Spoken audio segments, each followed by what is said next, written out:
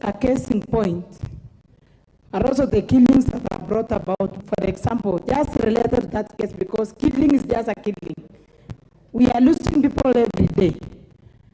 And the minister is aware, I'm sure, is being briefed every day that people are being killed by the bandits who come to displace people, the army, the GSU, the police. So we are wondering, what are these security officers doing when innocent people are being killed each and every day? We have lost properties. In 2 months, in Samburu, for example, we have lost 30. Please do something. Are overpowered by the bandits.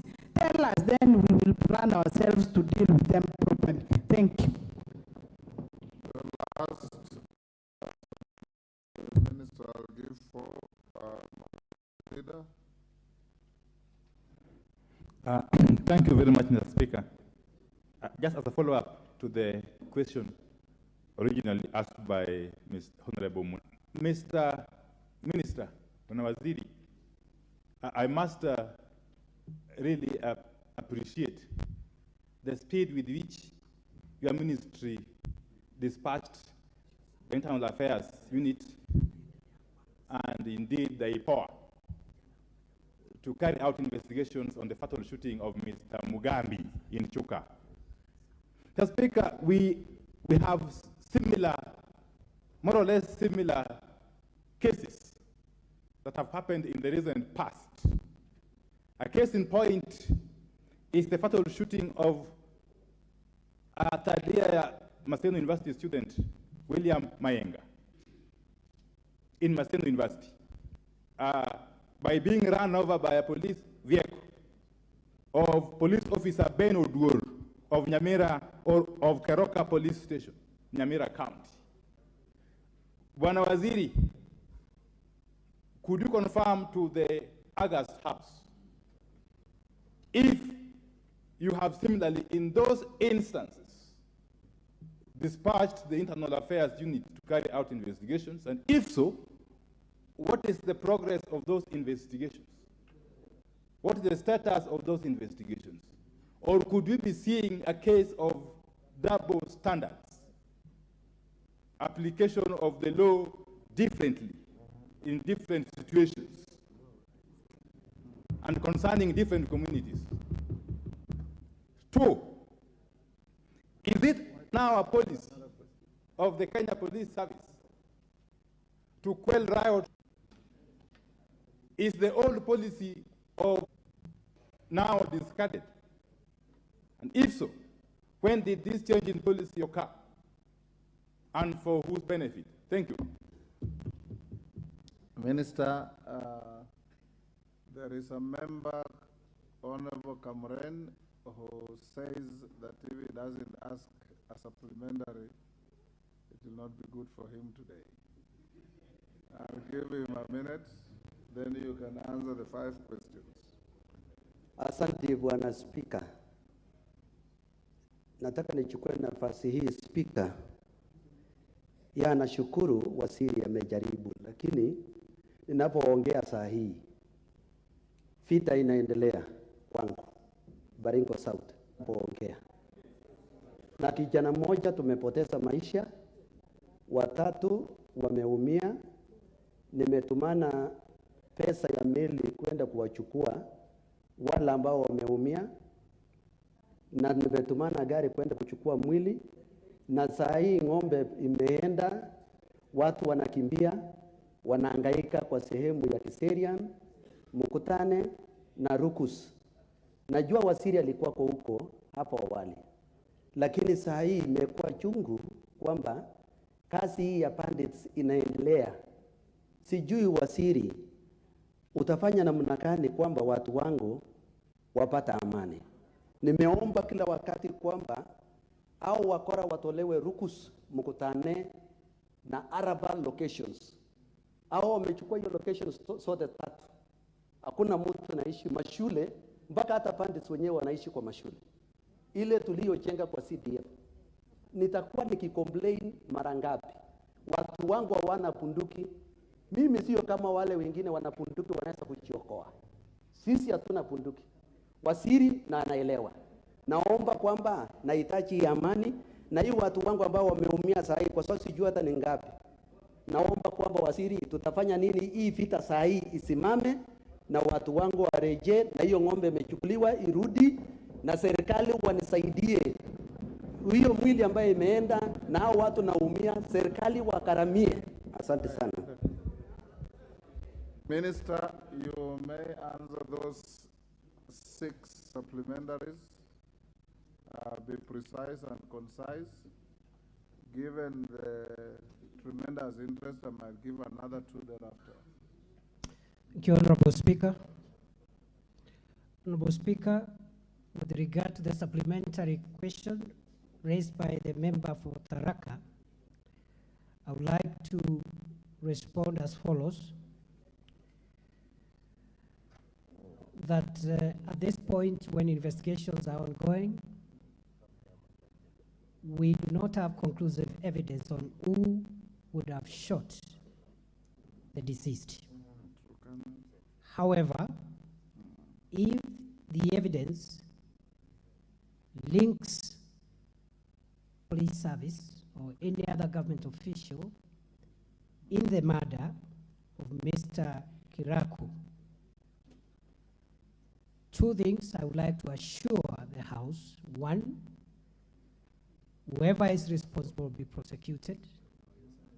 And 2, if the person has died in the hands of our officers, the procedures for compensation will ensue.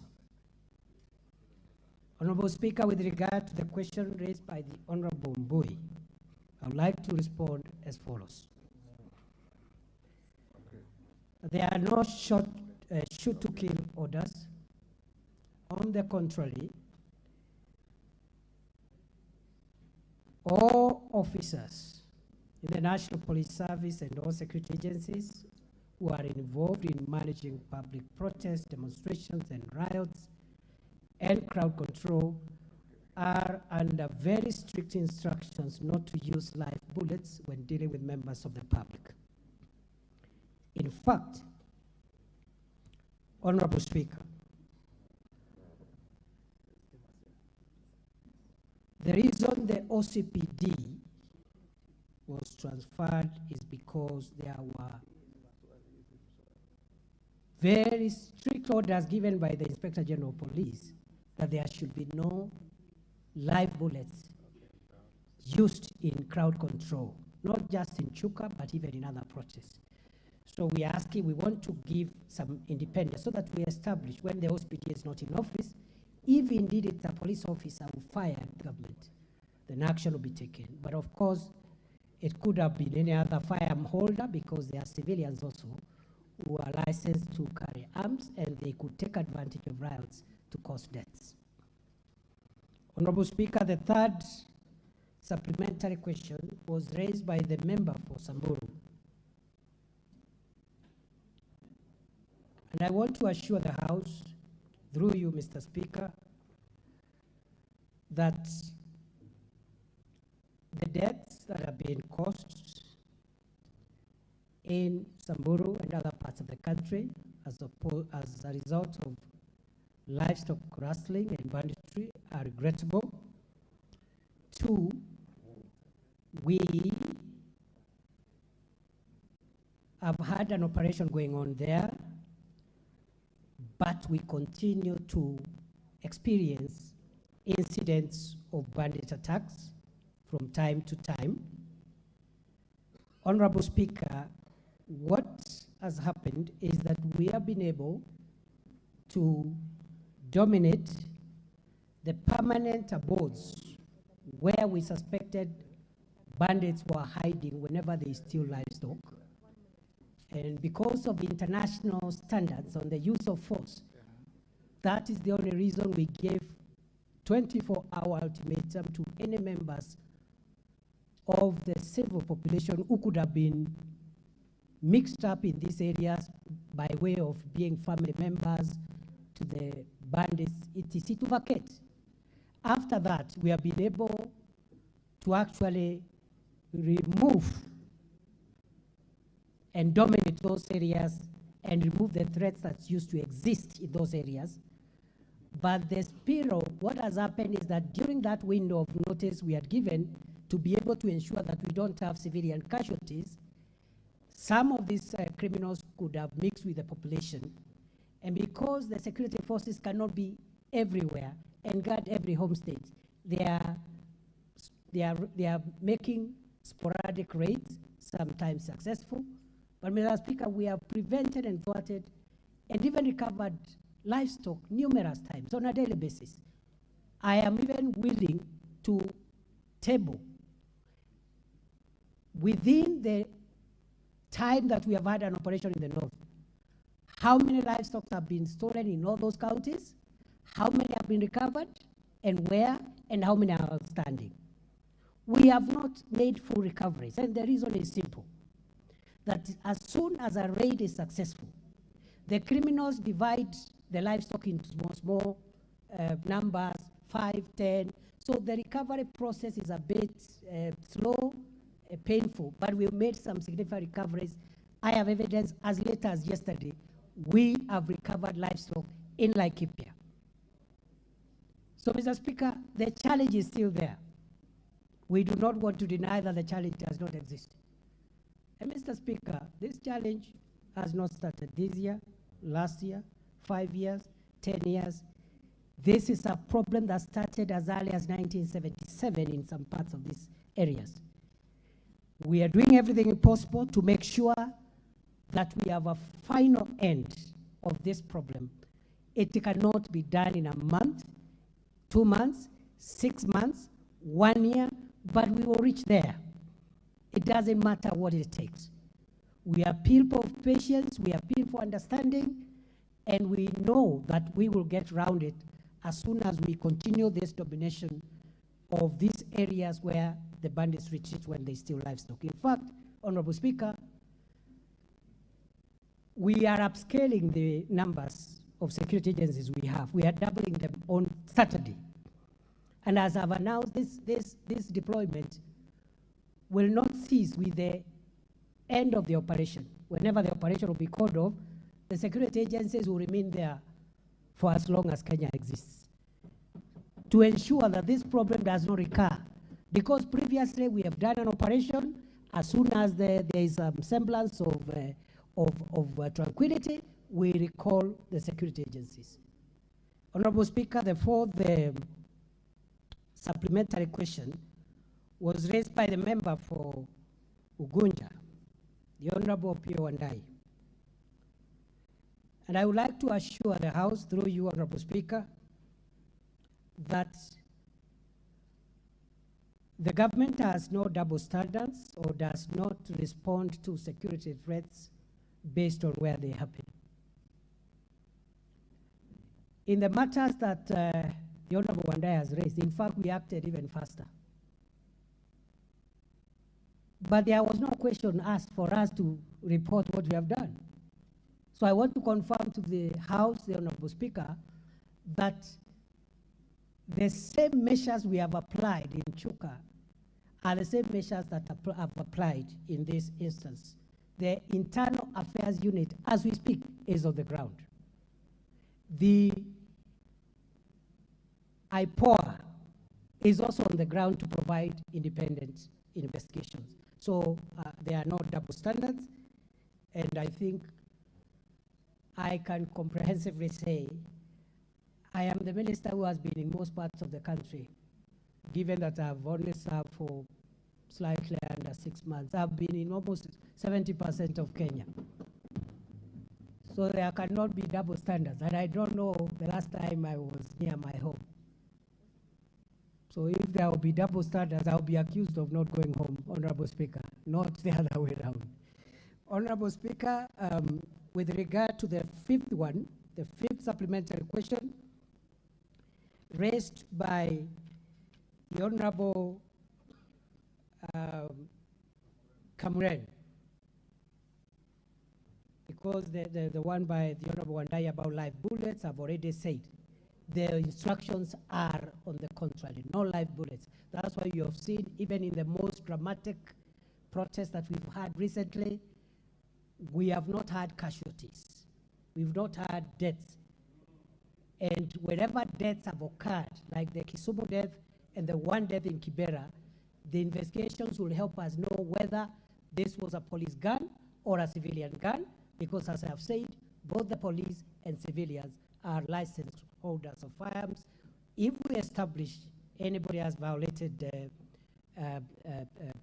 the rules and the standing orders of the National Police Service, action will be taken. Honorable Speaker, finally, the supplementary question raised by the Honorable Kamren. I've been to Baringo, perhaps a little more than any other county, both overtly and covertly. I have been there visibly and invisibly. I know the complications and I understand the pain Honorable Kamren is going through. I share it, and I know what he's going through today. We have discussed with the leadership of Baringo and the other stakeholders and our security commanders on the ground that we must come around this problem so that it's just beyond recovering livestock which was stolen today. For me, I believe we must have a way of ensuring that no livestock is stolen again in the first place. What are the measures we are putting in place? One, this afternoon, we have just approved an additional 200 police reservists for Baringo, 100 for Baringo North, 100 for Baringo South. Training is going to start before Friday, because we believe the security agencies cannot be in every homestead, but the National Police Reservice can help mitigate a big way, and we have seen in other parts of the country, NPRs are helping stabilize situation in a big way. So we have approved that. I have provided the money for their training immediately. We will not be asking for any stakeholders to help us. We will do it, and that will stabilize. Number two, we are opening up 2 new security roads. We are moving equipment to make sure that we make security roads, which we have discussed, especially in Baringo North. And I am looking for an opportunity to have a discussion with Honorable Kamren on 2 major roads that will take care of Arabal, Mukutane, Ngelecha, and that interface between Arabal Hills, Mukutane, and into the Laikipia Nature Conservancy, which is giving us a lot of problems because of the reasons which I've explained. So, Mr. Speaker, we are not there, but we are on the way there. I am going back to the operation area, and I am going to stick there a little longer. And I know between us and the political leadership, we'll find a lasting solution through security roads, through NPRs, and through intelligence-led investigations. Mr. Speaker, I think that's all for now. And once again, the Honorable Kamren, the information you've given me will be acted on immediately I leave this chamber. And maybe we can talk and discuss how we can support you. Thank you, Mr. Speaker. Milemba, what is out of order? Give Omboka Milemba the mic. With the humility, Honorable Speaker, both you and the House, that he can table the recoveries in all those areas. And what we see in the media gives an impression that the government is not doing as much, like the bandits are doing so much. So could you please, Honorable Speaker, if I'm in order, to order that the minister tables those documents immediately so that the people...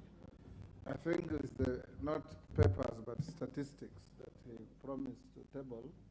Minister, when we are done, you can pass on the document, the statistics to us. Now, honorable members, I still have members who have worked here, 8 in number, And on the screen I have 11 who are interested in this question. This is a trial run, like I said, and we said we'll be having about commentaries. But because the members who have come here can take judicial notice are mostly from the epicenter of the security challenges, indulge me to give them a minute each to ask one question each. I don't give you an opportunity to make a speech or to go to unhelpful tirades.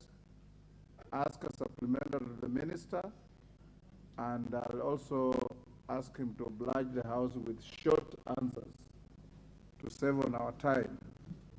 Member for Manyata. And I also notice, honorable members, honorable member for Manyata, you've seen me and you've said you want to ask a question about the Kianjokoma brothers.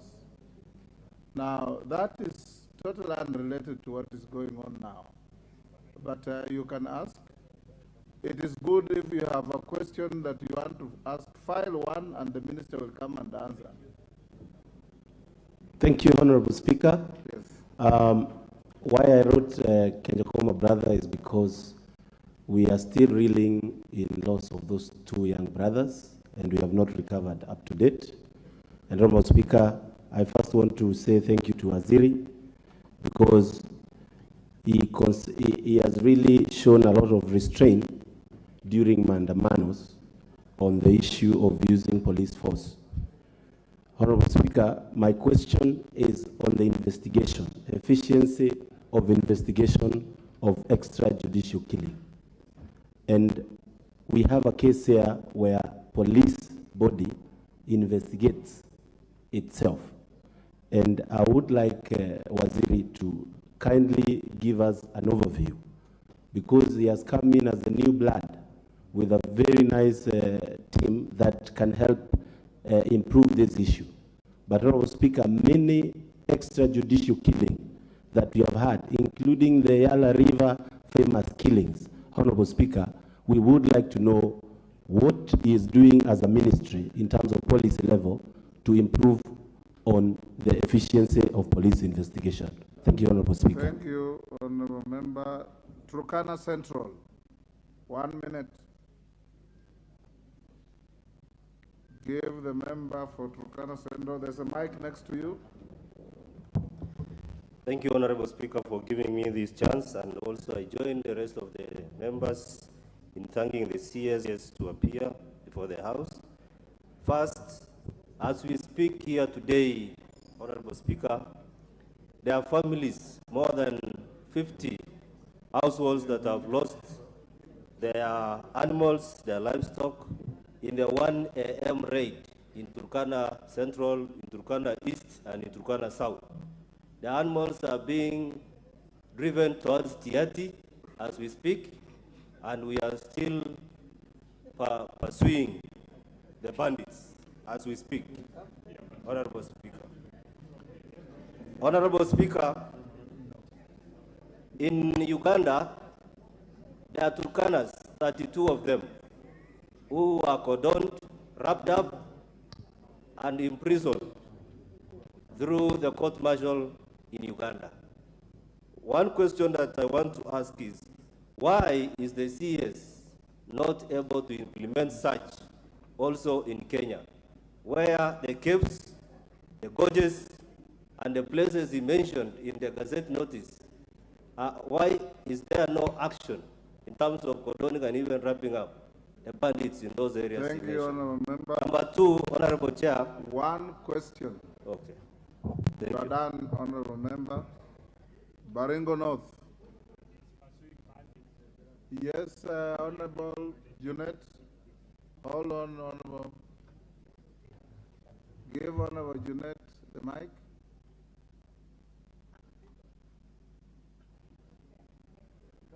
Hello, Mr. Speaker. Thank you for indulging me, Mr. Speaker. If I heard the member very clearly, he said, Mr. Speaker, that cows are being taken to Tiati as we speak now here. No, and the member of parliament for Tiati is here, Mr. Speaker. He said they're headed to Tiati. towards Tiati. towards Tiati, Mr. Which Speaker. is different from being taken to And the Tiati. member of parliament for Tiati is here, Mr. Speaker. Mr. Speaker, could he explain this matter a bit further, whether the cows are going to his home, Mr. Speaker?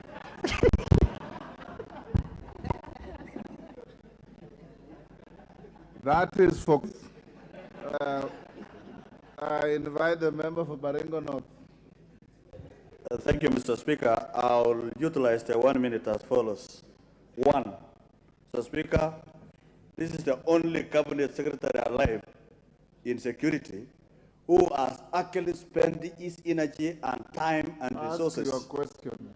So I want to thank him. Number one question, Mr. Speaker, my intelligence is that the bandit that was taken away in hospital in Iten is the one that killed my cousin.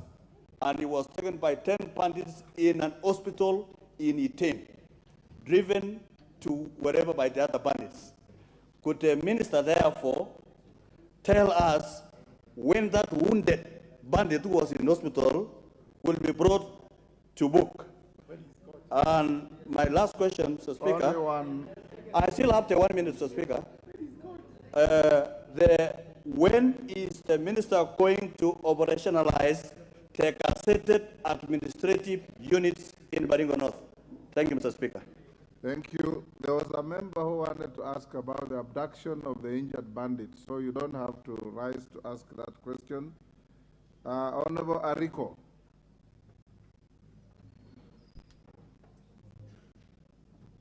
Ariko from Turkana, is it Loima? South. Turkana South. Thank you, Honorable Speaker. Honorable Speaker, I want to appreciate this opportunity. I want to voice what is happening in Turkana. Honorable Speaker, I request to ask a supplementary question with regards to the capacity of our security agencies. Honorable Speaker, what is happening in Turkana? We have experienced rampant raids, which we cannot explain the intention of these raids. Honorable Speaker, yesterday, my constituency experienced 3 raids, both in one ward called Katil Ward. It happened at 1 p.m. and again a repeated one at 5 a.m. Honorable Speaker, I wish to ask the Minister for Interior, CS Professor Kindiki, do we have a capacity as a country to handle this internal conflict? Because there has been a recurrent raids or conflict in this country. What are the plans now that our security agencies on the ground are experiencing shortage of resources to handle this conflict? Honorable Speaker, as at now, we have surveillance vehicles, we have KDF, we have a number of security agencies in Turkana South. But unfortunately, the response we are experiencing, this response can only happen during the daytime. The bandits have come up with a new strategy. And this strategy is only to raid at night. When our security agents are sleeping, they cannot operate at night. Honorable Speaker, what is the take of our CS with regards to this matter? Thank you, Chair. Thank you, Speaker.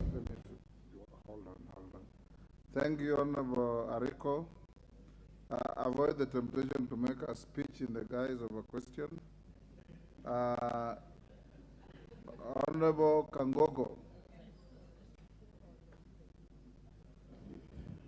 Mr. Speaker, I want to ask the Cabinet Secretary for Interior, Mr. Kindiki. Mr. Cabinet Secretary, the National Police, Mr. CS, they don't have the capacity to handle the bandits in Keria Valley. Mr. Speaker, on Friday, peacemakers from West Pokot and my constituents, Mr. Speaker, recovered about 7 hectares so that to be handed over to the owners the following day. Mr. Speaker, that night, a daring bandits entered into a Cheshu camp and took away all the animals. On Friday, Mr. Speaker, the same thing with the honorable member for Baringo not talked about. A bandit who was arrested and taken to county headquarters in Iten, where we have about 100 policemen. The county headquarters, Mr. Speaker. And then 10 bandits came all the way about 200 kilometers away to rescue their own, and they successfully took away from the police. Mr. Speaker, I want to ask the CS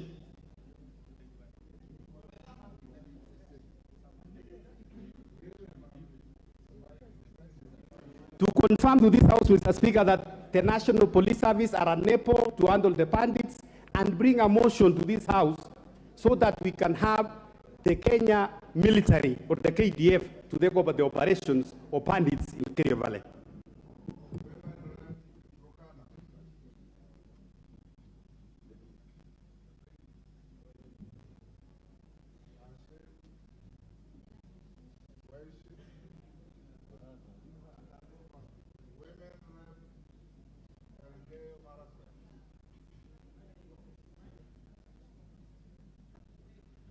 The women rep Turkana, she's left. Yes, Thank you. Thank you, Mr. Speaker. 1 minute. Okay, thank you. I only have a very brief question to the CS. Right now, we're being told that the person who was booked in at Iten County Referral was a bandit. Was there any OBLs that were booked that particular person had previously been identified as a bandit or not? And then we would wish to know, was he taken by the police, or if the other people who came to the county referral and took him, if people are calling them bandits, can they name them by their names? So what I wish to know is, was booked as a bandit, and the other ones who came to the rescue, were they police, or if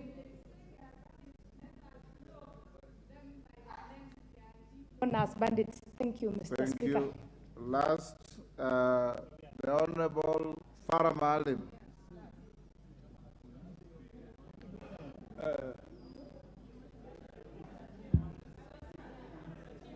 Mr. Speaker,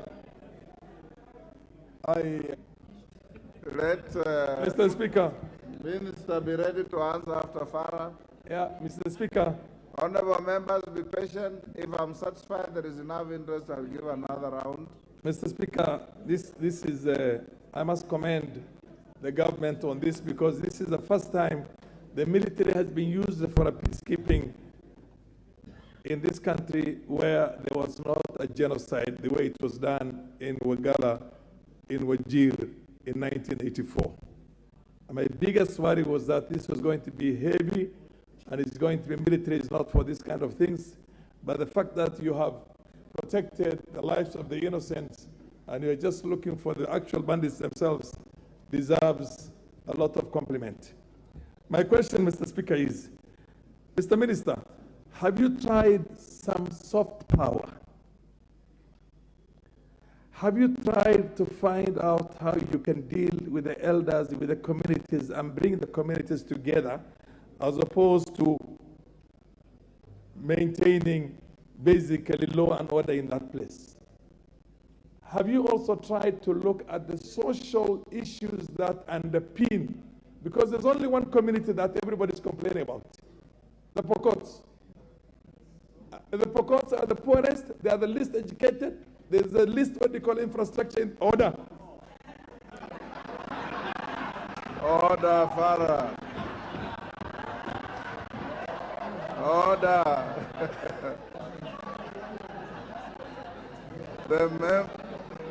The member from Balambala, you are out of order. Can you conclude your question? Mr. Speaker, we need to educate those children, Mr. Speaker. We have heard this before, Mr. Chairman, Mr. Minister, thank you very much.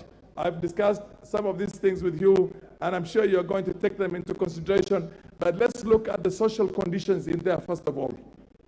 When you have a very poor social condition somewhere and everywhere around there has got some wealth, then of course they will go and try and go and attack those places. So my question is that let's look at soft power. It has worked in Northeastern Province, for your information. And also let's see how we can change the situation of the children of Pokot there. Thank you. Who is raising a point of order? Moroto, what is your point of order? Because Pokots were mentioned? Yes. Yes, Mr. Speaker. Yes. This one, this chance to say, when these people are talking, they are talking as if they are the holiest. When they are also killing. I lost about 5 people the other day and this morning in a Takwel. From the south. I've given you a floor because you are challenging what Farah was saying. Now you are pursuing a totally different agenda. What was out of order that Farah was saying? That's the reason why I gave you the floor. No, Mr. Speaker, I was just asking what I have in my mind. I was not following what Farah said. My question, I just want to, Mr. Speaker, I don't want to take time. I want to congratulate the CS, and I want to ask him to use the in so that they can know how to control themselves down there on the ground. I come from Kapenguria. We used to have the problem between West Pokot and Franzoya, but this time there's nothing there because we met and we started like leaders and we worked together. This guy is now, they're now talking here and they cannot even go to ground and they invite us to come and tell them what to do. Mr. Minister, start with these people. The members, put them in. Improper motives on your colleagues. Minister.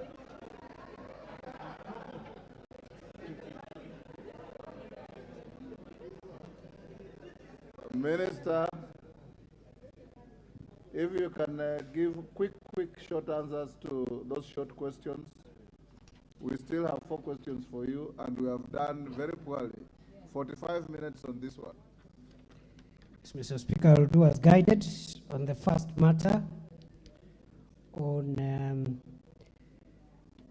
allow me, Mr. Speaker, to say on the issue that was raised on a point of order about tabling statistics on recoveries of livestock. I didn't say I'm carrying the statistics. I said if the House directs, I can table them in the House even by heard Tuesday. you that way. Yes, you can, Mr. Speaker, I can, if you direct, yes. I can table the statistics of recoveries from the time the operation began. In fact, we can even take it backwards a bit, 2 months before, and these 2 months when there have been an operation, and the recoveries, then where and what is remaining. Mr. Speaker, also, I maybe inform the House through you that I am informed that the High Court in Chuka has ruled in favor of the Prosecution Council and in favor of the state to cancel the anticipatory bail on the suspected killers. Mr. Speaker, other than that, let me mention or respond to the other issues quickly. We are strengthening the independent police oversight authority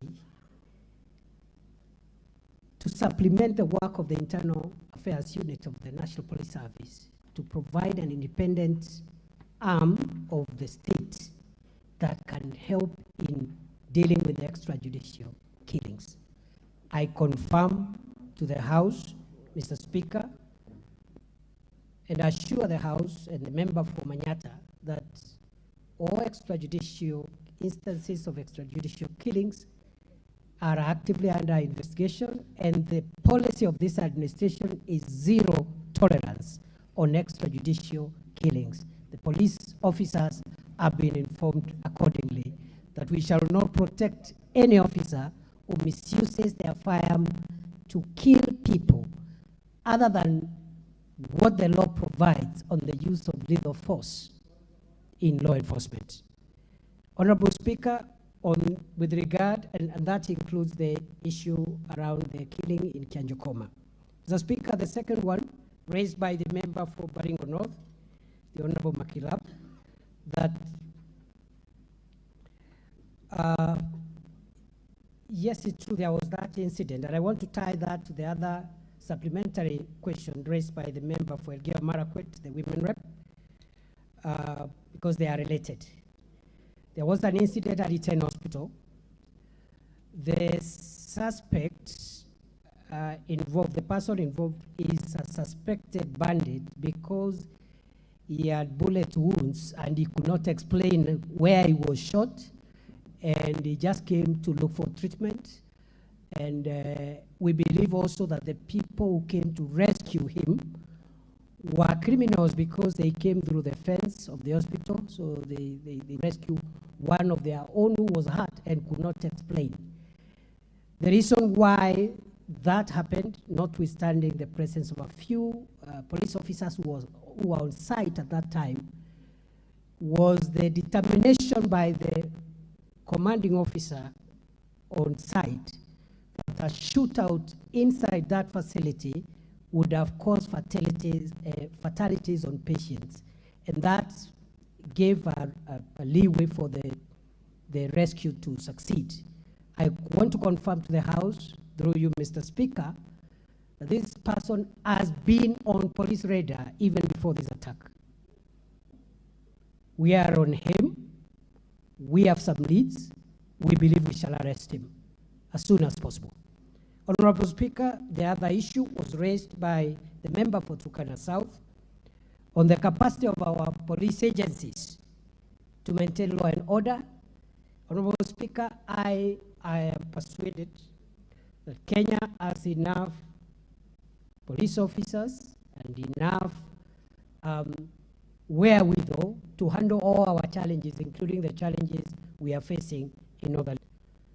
However, Mr. Speaker, I want to say that it is the position of this government that there is need to reform our national security organs to make sure that they respond better to our threats.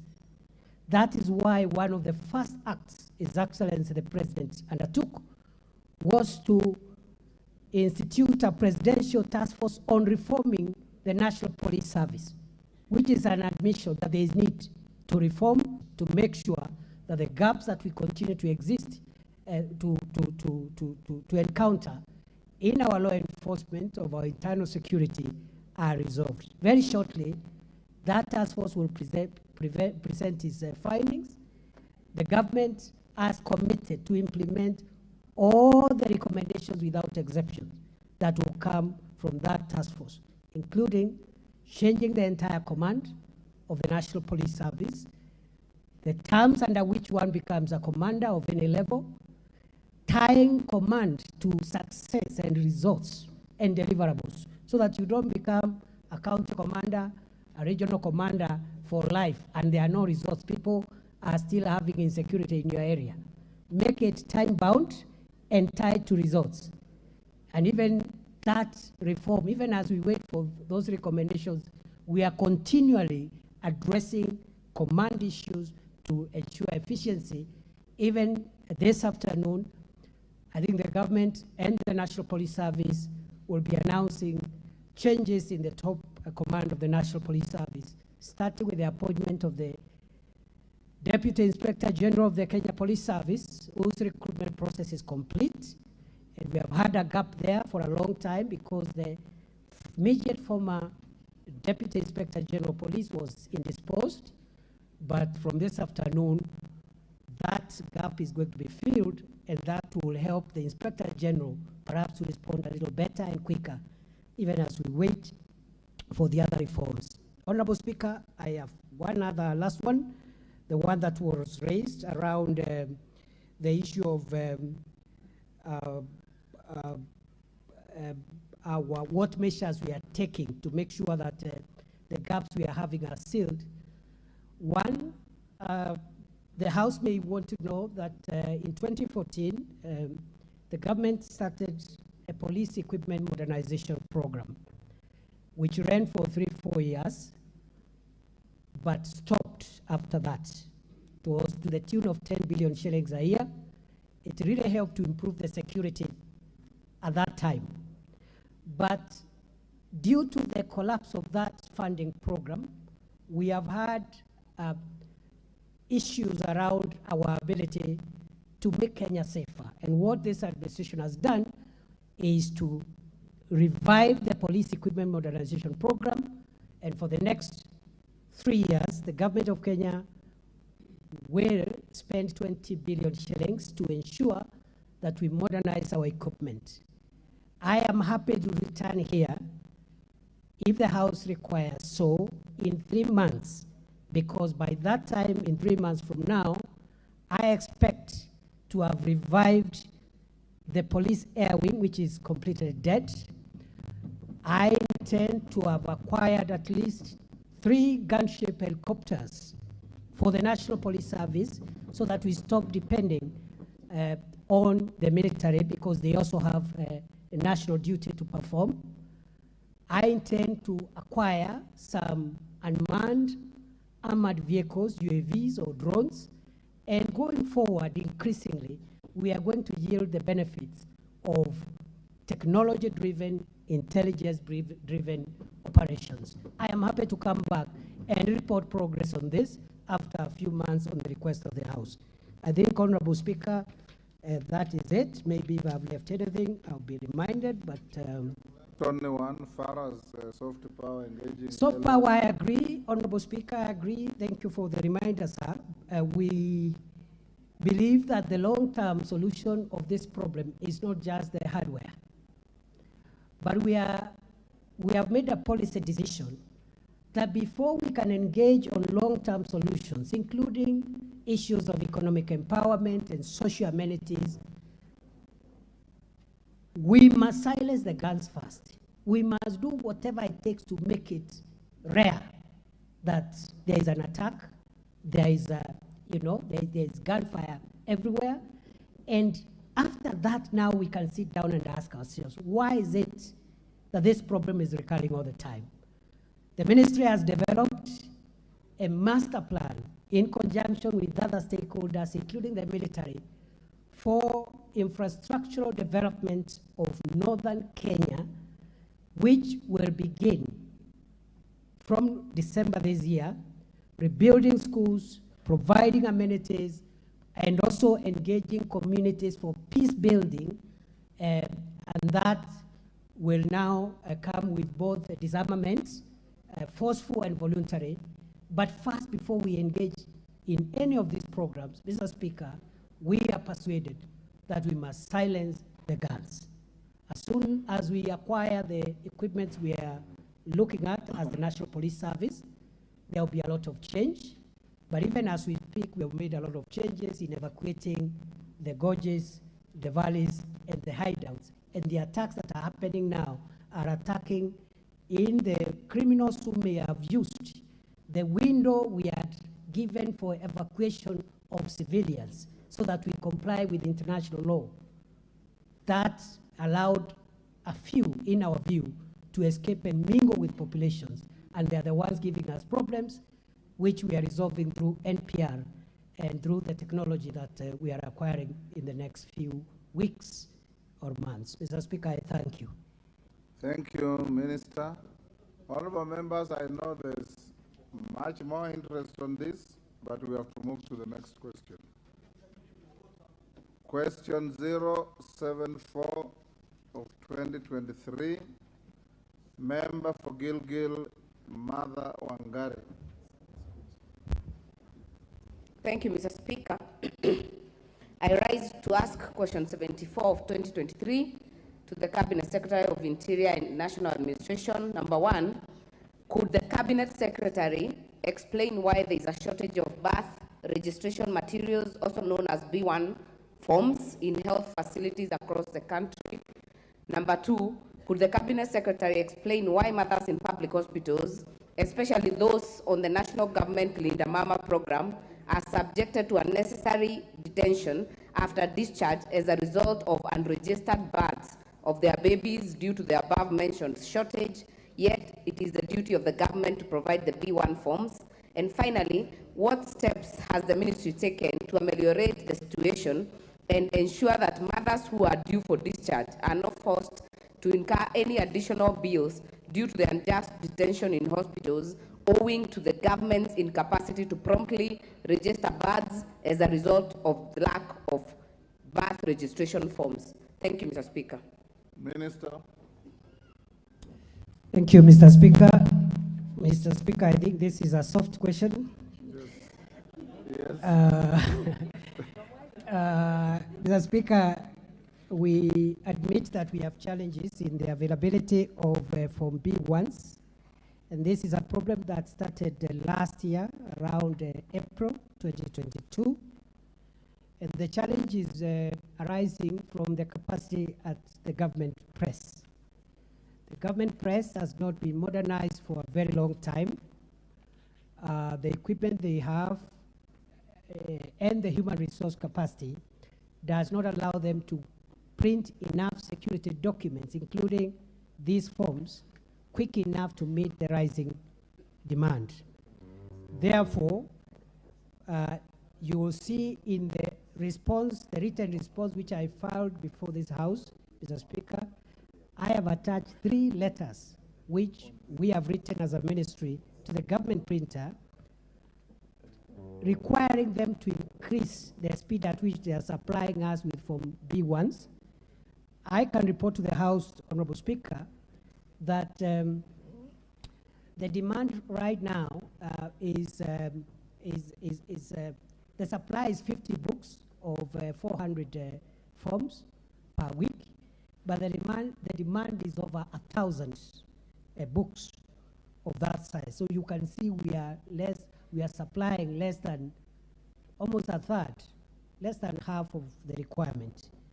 What measures are we taking?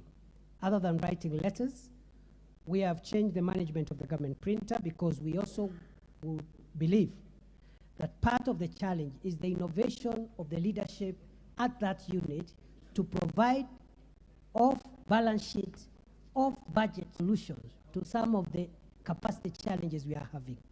And I can report comfortably, after changing the management of the government press in the last 2 months, the new government printer has tabled, and I have approved, an equipment modernization program which will not even involve government spending any money, because it's through a lease of equipment where over time we will pay whoever owns those machines, and after 10 years we hand over the machines to him. That is the solution that helped us with police vehicles when the police leasing, vehicle leasing program was initiated. So we believe very soon that will be tackled. But in the meantime, we have asked the CRS, that is the Civil Registry Department or unit, Civil Registry Service Department, to give the government printer the projections for the rest of the year. And we are working to see how, pending the modernization program I'm talking about, that demand can be met as soon as possible. Mr. Speaker, finally, on that issue, I want to assure the House again that perhaps when I come back, the members will have positive feedback on this service, because we believe the registration of the births of our children and the deaths of our departed persons should not be aggravated further by absence of documents. The member for Gilgil has also asked whether the detention of young mothers in hospitals, especially under the Linda Mama program, is linked to the shortage of these booklets. The government's position is that this is not the case for 2 reasons, Honorable Speaker. Reason number 1 is that birth registration is free of charge.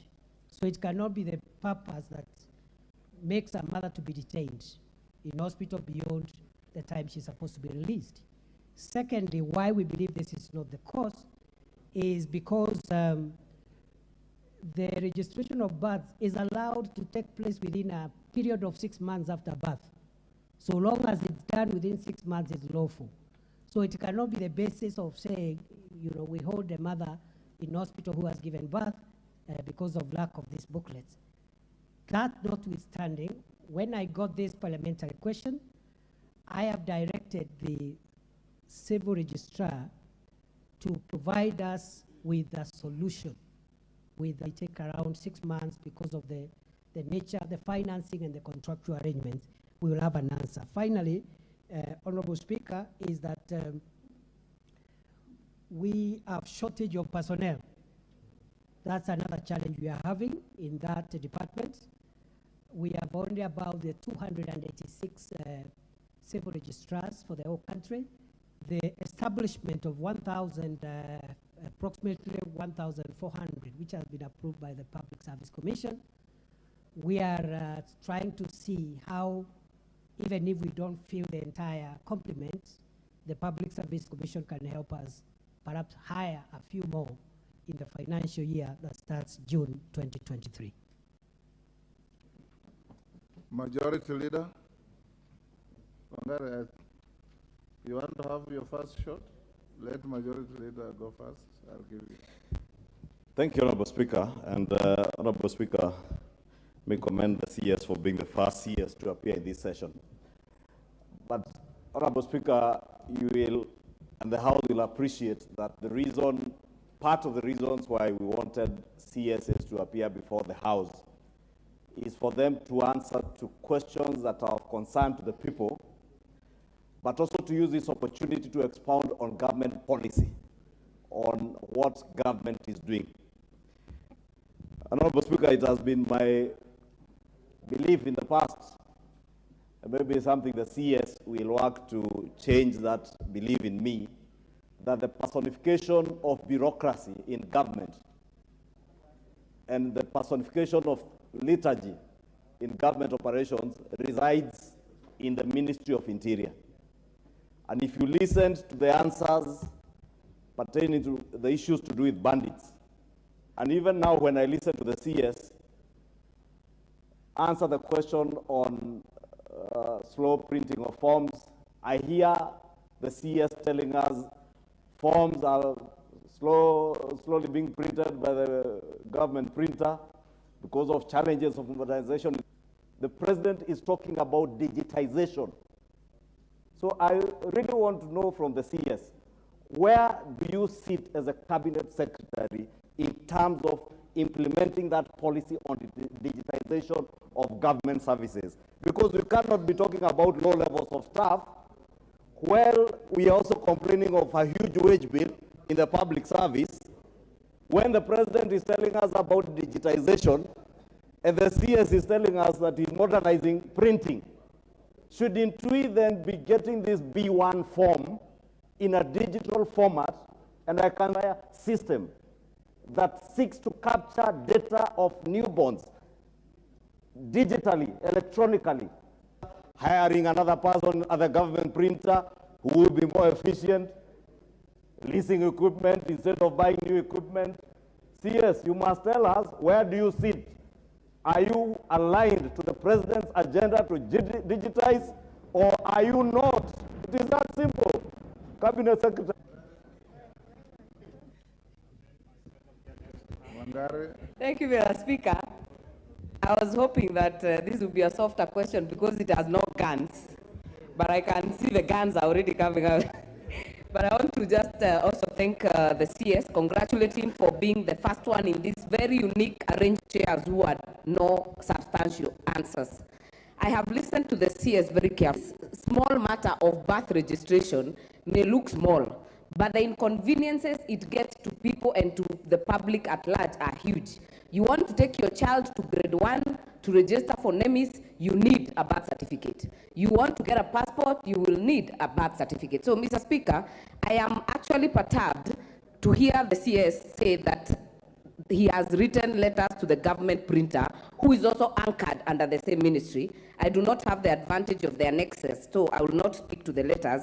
But my question is, follow-up question is, what are the timelines that we are looking at? And the reason I ask that, Mr. Speaker, is because shortages with birth registration, with death registration, shortages with IDs, printing materials are treated as normal. So my first question is, how does the civil registration services sit in the ministry in terms of budget allocation, in terms of autonomy, in terms of being able to run these services, Mr. Speaker? Number two, supplementary. Mr. Speaker, this is my question and you did very badly with that. Thank you, Mr. Speaker. I'll try to be very quick. The other one is the fact that the annexure between the Linda Mama parents, Mr. Speaker, and Linda Mama women. I am a practicing mother. I have given birth in the not so long past, Mr. Speaker. And I can tell you, whether you give birth in a public... Not being a mother is a practice? Yeah, it's practicing. It's still ongoing. It's still ongoing, Mr. Speaker. But I'm just confirming, because I have gone through it, I know whether you give birth in the public hospitals or the private hospitals, you must be issued with that short pink paper that is called a notification, Mr. Speaker. That notification, you can use it in 6 months. But hospitals, and scrupulous hospitals, Mr. Speaker, are detaining mothers so that they are there for longer, so that the bills accumulate to pay. But that pink paper, even for home deliveries, Mr. Speaker, is gotten from the B1 paper that I'm asking about. So that is the annexure with the Linda Mama. And finally, Mr. Speaker, last Parliament, I brought a motion here. It was overwhelmingly approved because many members, including Mwaya MP, the Northern Kenya, Mr. Speaker, do not have civil registration centers. So we requested, and this House passed, that we establish in every sub-county a civil registration center. So I'll be very keen to know what is the progress on that motion, even as we implement, Mr. Speaker, or does it have to wait longer? Thank you, Mr. Speaker. Mayaka.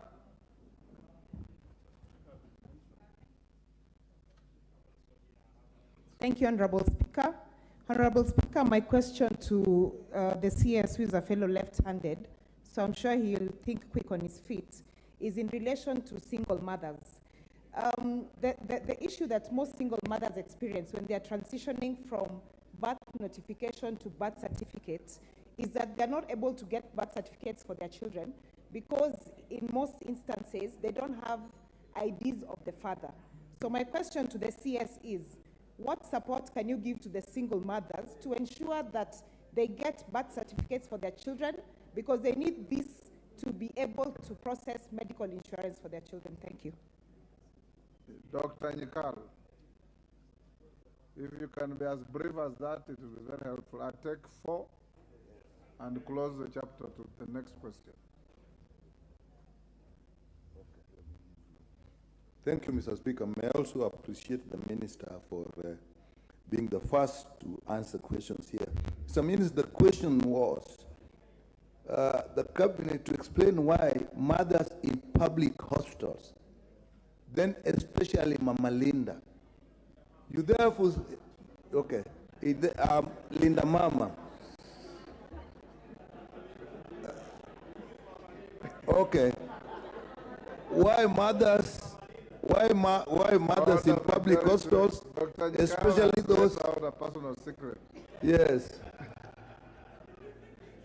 why those on Linda Mama program are delayed? The implication of the question, Mr. Speaker, is that actually in private hospitals, this is not a problem.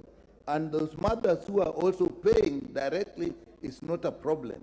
This is not in line with the minister's answer, which is that there is a shortage of forms at the printing level. If the problem was at printing level, then obviously this should affect all mothers, whether private, whether Linda Mama. So that's what is the issue there. And also, the number of children that are born annually is a factor that is publicly known. It's about between 1.5, around 1.5 million. And the minister is saying he needs information on this number. So if that's not satisfactory, can we have clarification on those 2 points, Mr. Speaker? Thank you. Dr. Bukose. If you ask just one question, I Mr. Speaker. Thank you, Honorable Speaker. And I want to thank the Cabinet Secretary and congratulate him for being the first. Mr. Speaker, CS, my question is about the Huduma number, Huduma cards, Huduma number. What happened to them? Because at one time, a lot of colossal sums of money were used to procure the Huduma number. Is it still there? What happened to it? Thank you. Mary Emase.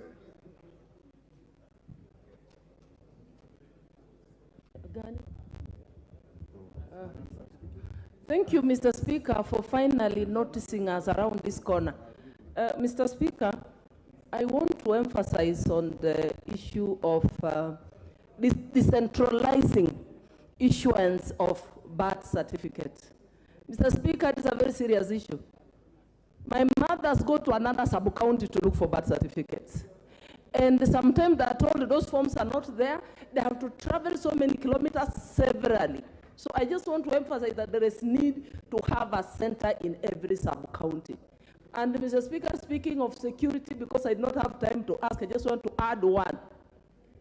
That sometimes we even use our assistant chiefs and chiefs actually to collect those birth certificates, take them to the center. And I want to just request the CS kindly.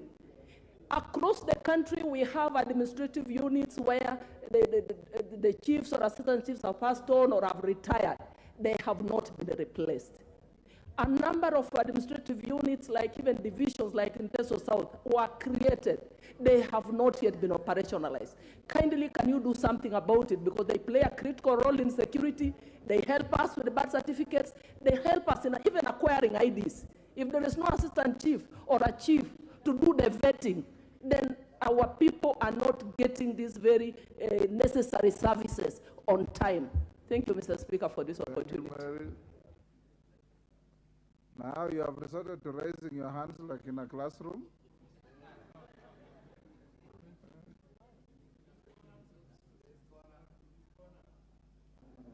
The member, I can't see that far. The honorable member from, is it Mandera? The one next in front of Emase.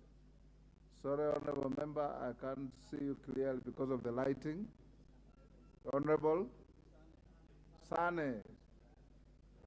1 minute, Honorable Sane. I couldn't see you clearly. Thank you, Mr. Speaker. Your hand was up for 5 minutes. Thank you, Mr. Speaker. I can use my colleague's mic. I come from a county which is 56,000, over 56,000 square kilometers. I do appreciate the work of the PS. For the first time since independence, he has posted at least death and birth officers last week. But the rest of the sub-counties do not have officers. Forget about forms. So in as much as I appreciate Honorable Wangari's question, when is the Cabinet Secretary posting all the officers in all the sub-counties of Wajir, which is twice the size of Rwanda as a country? Thank you. CNN, Nguna.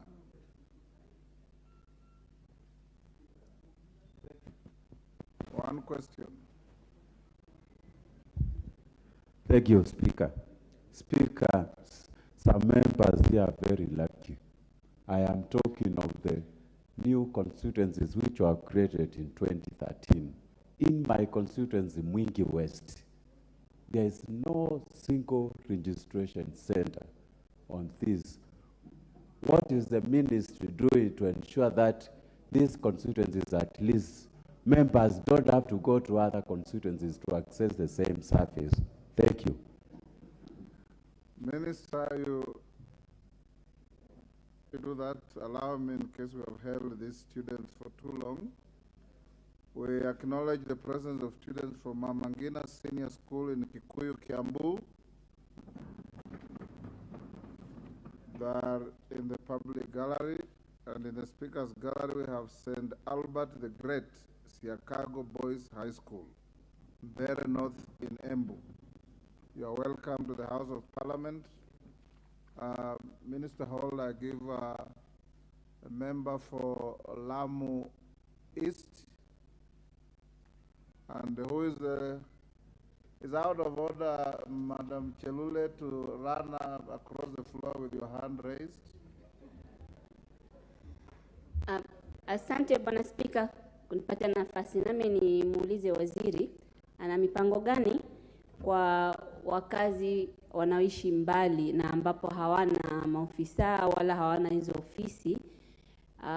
Mtu kama wa Kiunga inamgharimu shilingi 4,000 kutoka Ishakani mpaka Kiunga shilingi 300, Kiunga tu Mkokoni ndio upande boat ni shilingi 700. Boti ya Miraa ukipanda from Mkokoni kufika Mokoe ambao kuna ofisi ni shilingi 3,000. Njia moja ni 4,000 kurudi 4,000, 8,000 kwenda kutafuta birth certificate.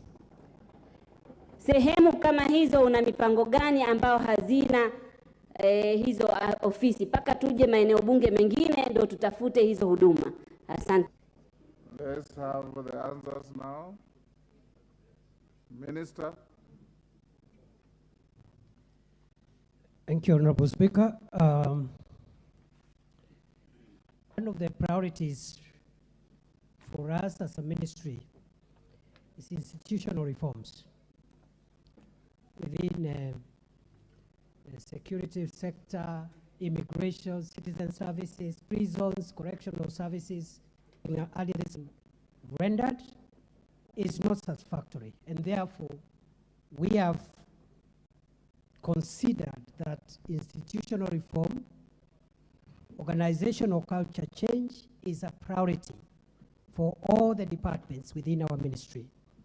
I therefore want to accept the critical sentiments that have been raised about our performance, and we are working very hard to make sure that we do better. And going forward, this administration will be more than happy to report progress made on each and every sector. We have instituted baseline surveys for each and every service that we are offering, so that every 3-6 months we can be able to track progress. Having said so, Honorable Speaker, the Leader of Majority did ask whether we are remaining with the printing of documents or we are going digital. Honorable Speaker, the policy of government is to digitize all the services that it offers. I can report, as we speak, 5,771 services are partially digitized, out of which 3,293 services across government have been digitized end to end, and the other 2,498 are not partial, they are not end to end. The total is 5,771, 2,498 partially, 3,293 completely. So that is the policy. Digitization, Honorable Speaker, will come with its challenges, but it's a decision this government has taken to proceed that way. However, Honorable Speaker, that does not take the words that I spoke earlier, that still, as we wait towards complete digitization, we must continue producing and giving services, because our mothers are still giving birth as we speak, as we wait for this process to be consummated completely. And therefore, we are intended to make sure we satisfy the demand. I want to assure members we make progress. The Honorable Member for Gilgil asked for timelines. On 27th of March this year, which is 3 weeks ago, we initiated a rapid response initiative at the CRS, and therefore we're expecting 90 days that issue of shortage to be addressed, even as we wait for digitization, as well as the issue of equipment modernization. Honorable Speaker, a question has been raised on remote and far-flung areas. The example given by the member for Lamu East. I'll be visiting Lamu East next week for 2 days. And I think as the example the member has given is an urgent priority. And I think we should be able to open a registration center in Kiunga as a matter of priority, because the need as described here is quite unique comparing to other parts of the country. I want to commit to the member and to the House that we're going to open a registration center there. Honorable Speaker, also, even as we continue with the digitization, we will still need registration centers. At the moment, out of the 369 sub-counties, in implementation of the motion passed by this House earlier on, we have civil registration centers in 137 sub-counties, meaning we are less than half. But we are continuing to open new ones on a needs basis. My PS for Citizen Services, I sent him to open one in Kajiado 1 month ago, and I think he is opening another one in Kobo, I think in a month's time. And this will be resolved as we continue to make sure that every sub-county has a civil registry. Honorable Speaker, also, the issue raised by the member from Mwingi West, I think Mwingi West is also an area which is, requires special measures, and I think we'll put it in our priority. Subject to resources, we will ensure that an area that like Mwingi gets that center also opened. I want to commit to the House that at least the ones that have been identified on the floor of this House by members, in the next 2 months, there will be a civil registration center, including the one raised about Wajir. Honorable Speaker, on this question and earlier on, a question was raised about administrative units. About 80 sub-counties were gazetted just before last election, and they are not operational. We do not have the resources to operationalize all those sub-counties. So what we have decided is to stagger the operationalization of all the gazetted sub-counties in a 3-year period, starting June this year. And the criteria we will use is the nature of hardship and inconveniences to service delivery, as well as regional balance, so that the first criteria of the 20 to 25 sub-counties to be operationalized this financial year starting June will take care of regions, but also hardship, size, population, and all the other factors. We'll come up with a criteria which will be fair and which can be shared to members if they want to know what criteria we will use to identify those that will come first, and then second, and then the third financial year. Honorable Speaker, I can also report to the House that areas where assistant chiefs and chiefs have not been recruited, my PS for internal security has already approved the recruitment process, and therefore we expect all those positions to be filled in the next 90 days across the country. Honorable Speaker, then I think again a question was asked between technology and what we are doing in the old fashion. Going forward, before cabinet is a policy brief, is a cabinet brief which is under consideration on the UPI, the Universal Personal Identifier. And I think in the next 1 or 2 weeks it will be disposed of, so that we migrate, we converge 2 things. One, that every child in Kenya gets a universal personal identifier at birth, which becomes their number in school, their whatever number they require. And when they are 18, that number is the ID number. Then at the same time and in parallel, another universal personal identifier for adults who are getting IDs. So you have a universal personal identifier at birth, and for the existing, because that one, by the time the first adults will use the UPI, it will be 18 years from when we commence. But in the meantime, we are migrating. We are considering, subject to approval by cabinet, migrating the current ID we have into a fourth generation ID, which is the UPI for adults, which of course will take away the question of Huduma number, which was not solving the kind of problems that we intend to solve. Thank you, Mr. Speaker. Minister, about single mothers who cannot produce the fathers of the children's IDs. Honorable Speaker, it is no longer a requirement of the law for a registration of a child to include both parents.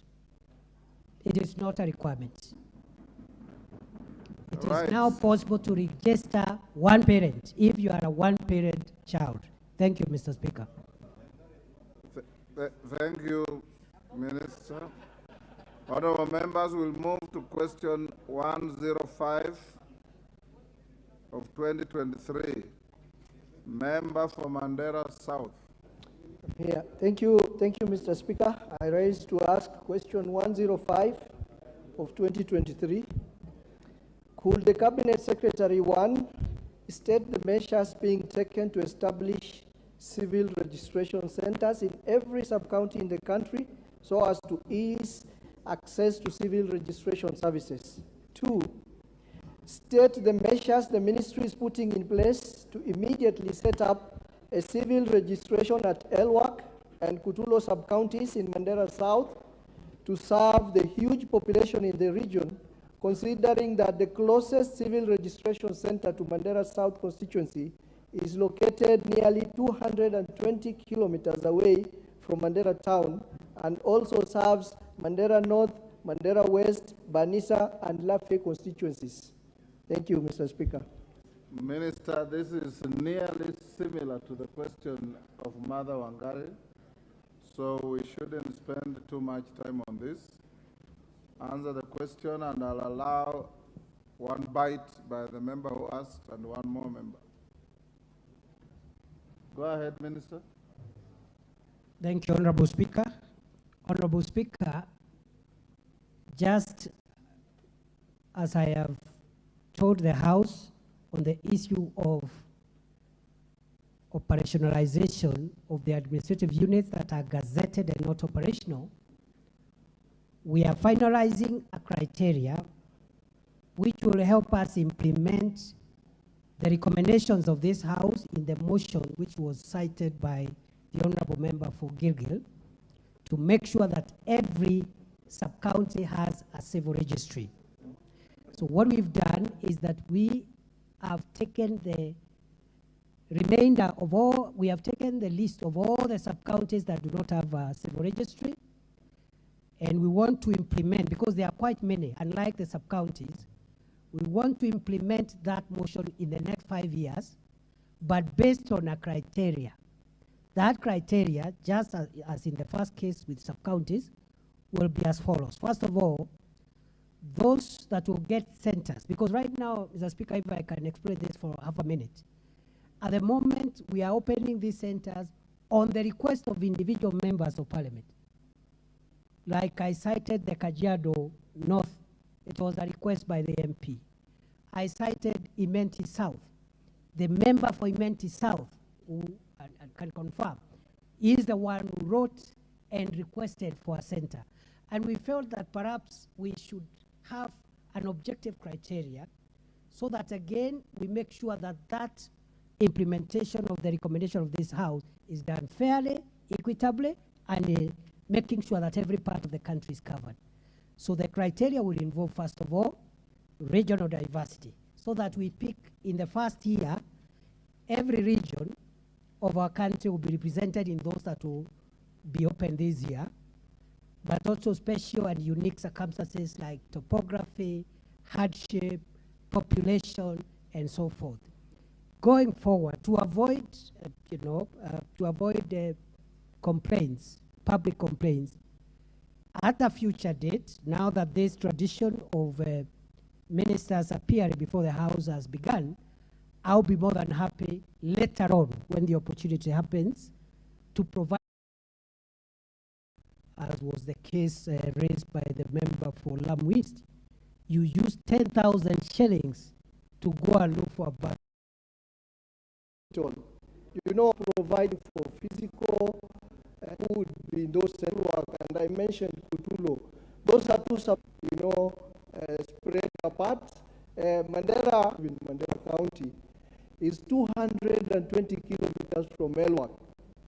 That are there traveling between Elwak and Mandera, especially with the menace from those bad guys from across the border. That road has been a very risky road.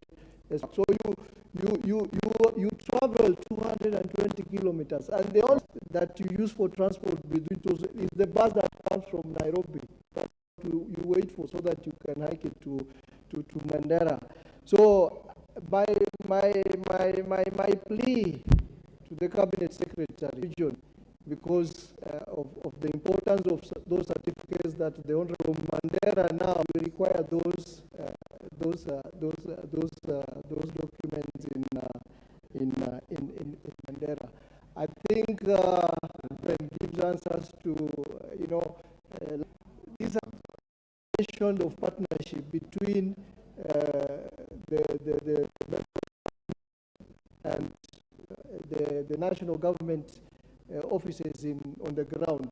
I would want to know, what would that partnership look like?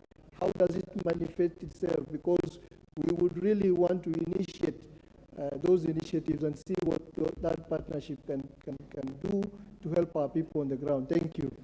Thank you, Honorable Member. Rindikiri, one question. Thank you, Mr. Speaker.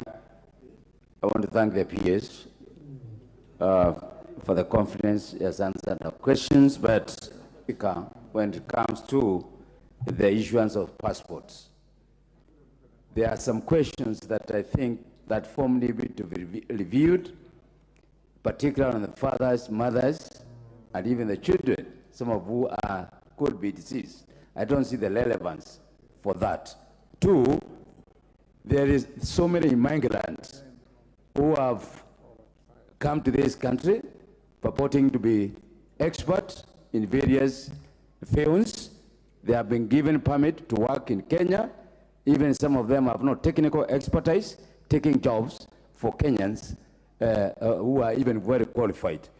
What is this that the ministry is doing to ensure that we don't have hawkers coming here purporting to be expert in various fields? Thank you, Mr. Speaker.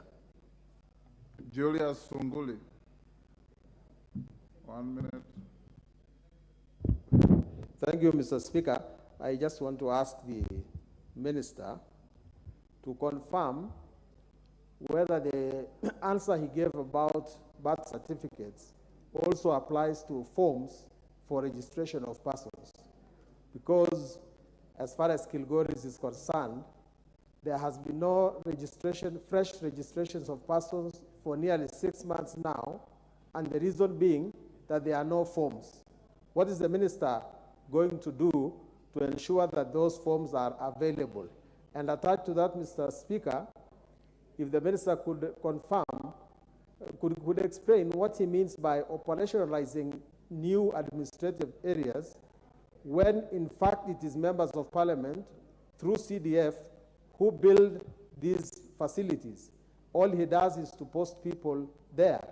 And could he remove Kilgoris from, Transmara West district from those districts that require vetting, because we do not border any international, we don't have an international border. Thank you, Mr. Speaker. Member for Kilome.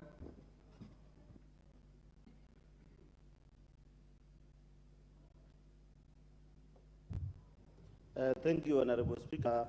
Mine is just very brief, and this one goes direct to the CS. I had a serious meeting with the CS around 60 days, and they promised me that this is Kilome constituency, CS. You promised me I will get a registrar in my constituency because I already have the office. So I will just want to make a follow-up on the same. Thank you, Honorable Speaker. Last on this, Johanna Ngeno. Thank you, Mr. Speaker. I also wish to congratulate the CS for the questions and answers he has made. Mr. Speaker, mine is just almost on the same issue of registration centers. Mr. Speaker, I would wish the CS to consider whether in those areas where there are no registration centers, to make mobile registration so that those people who cannot, or by the time the government puts money to build offices and send officers there, people should be able to access those particular registration centers. Speaker, and secondly, one at a time. Speaker, secondly, on the question of boundaries, areas that are bordering international countries, where we have serious vetting and actually denying people to get their IDs, can they also remove Murwadikir from that list of constituencies which are bordering either Tanzania or other countries? Thank you, Mr. Speaker.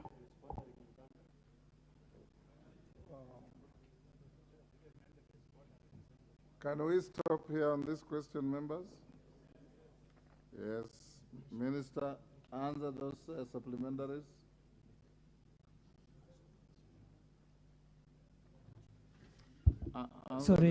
Sorry, Honorable Speaker, which has been raised by a member for Emuru Dikil and another member earlier on.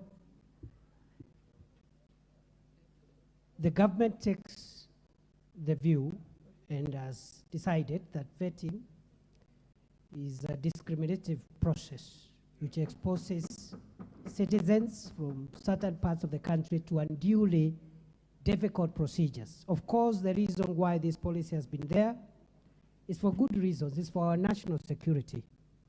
Where you have large threats, then you need to be a bit careful so that you minimize security threats through the registration of our citizens. However, we have come up with a modality of ensuring that all critical documents from passports, IDs, birth certificates, all critical documents must be within 21 days, irrespective of where the applicants come from.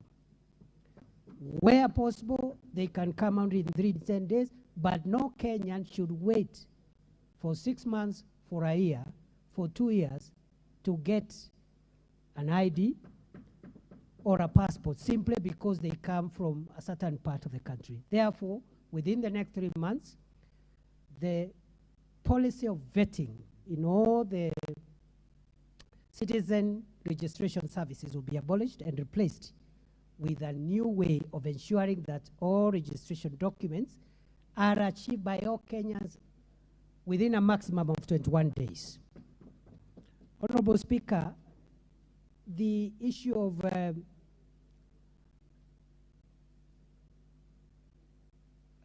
vetting, actually, I was in Moyale, and I came across Kenyan youths who had been waiting for IDs for 3 years and 2 months.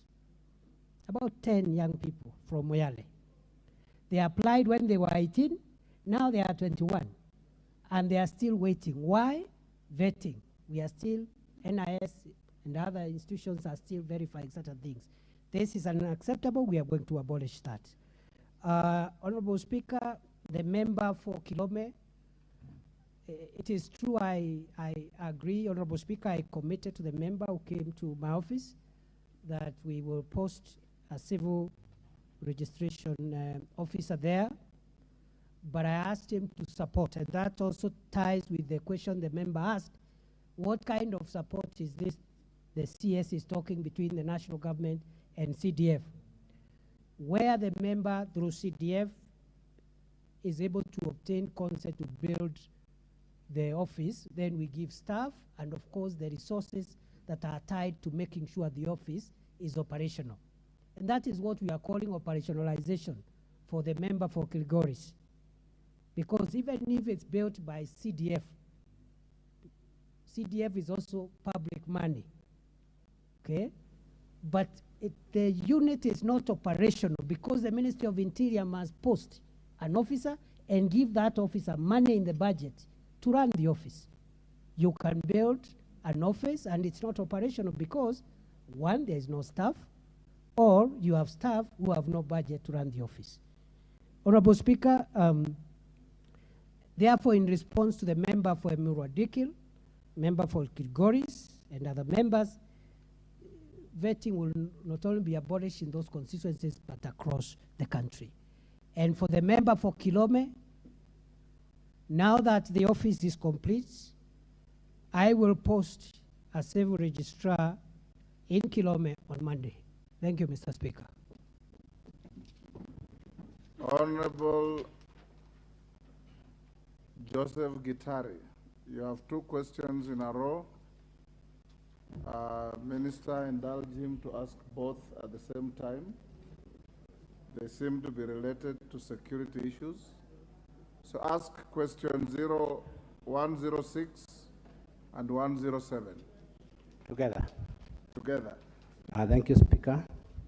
I wish to ask question 106 of 2023, where I'm asking the Cabinet Secretary. Minister, note that there are 2 questions coming at the same time. Number 1, clarify whether occurrence book numbers OB number 10-11-01-2022 at 18:05 hours and 07/9/05/2022 at 11:25 hours reported at Kagumo Police Station, and OB number 14/24/9/2022 and OB number 09/10/12/2021 reported at Kavonge Police Post in the name of one Laban Rukenya Munene related to the same person.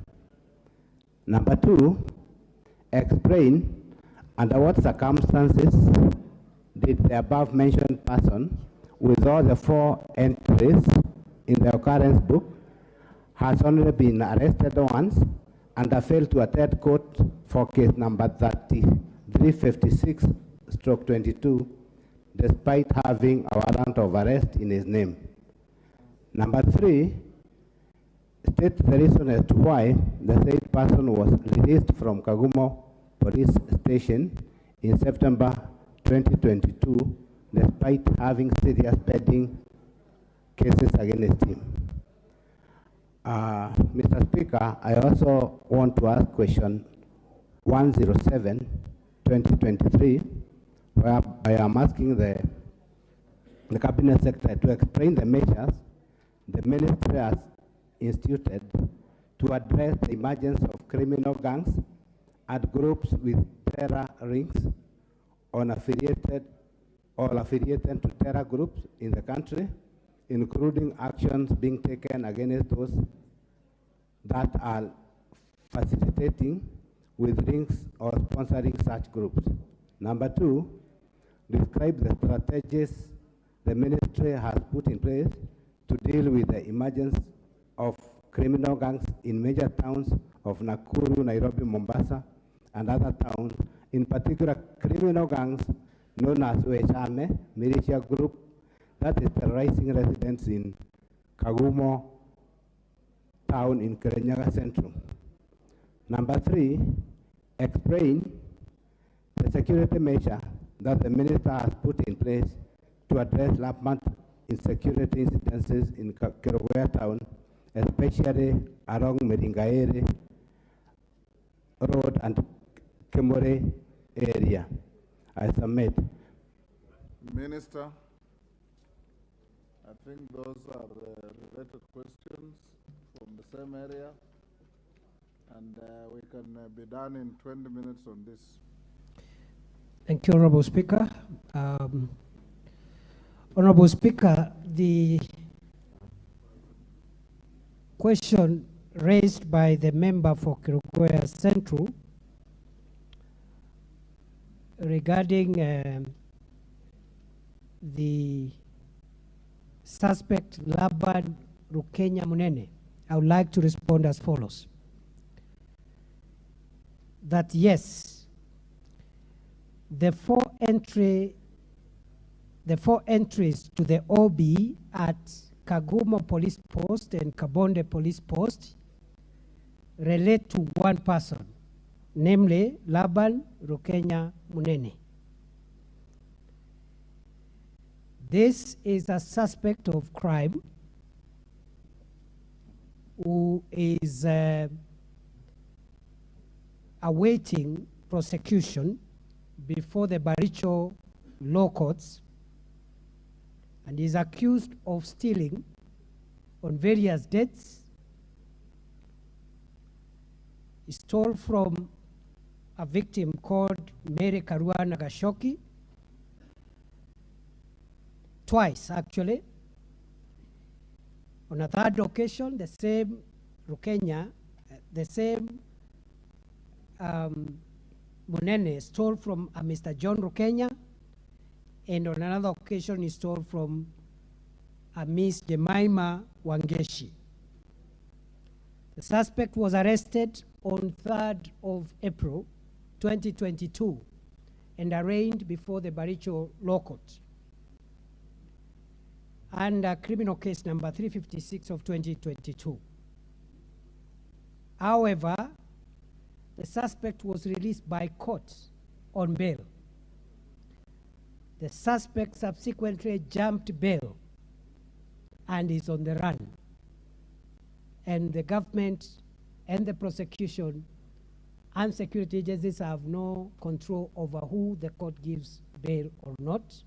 So the prosecution tried to oppose the granting of bail, but the court ruled against the prosecution. The bail was granted, and when the suspect was admitted to bail, he jumped bail and is now on the run. The prosecution went back to court and obtained a warrant of arrest, and we are still looking for this suspect. The security agencies are yet to track him down, but I want to assure the member for Kirinyaga Central and the House that criminal investigations, criminal matters are never closed, and therefore we are actively looking for this suspect with a view to arresting them in line with the arrest warrants in our possession, and also to produce him in court for prosecution. Honorable Speaker, with regard to the next question from the same member, parliamentary question number 107 of 2023, I would like to respond as follows.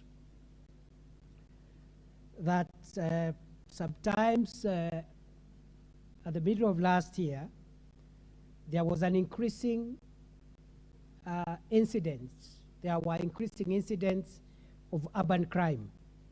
The most affected urban center was Nairobi. And by the time this administration was sworn into office, around mid-September, there was a huge crisis in this city arising out of terror gangs, gangs of youths, knife-wielding, some armed with pistols, other crude weapons, terrorizing people, robbing people day and night in many parts of the country.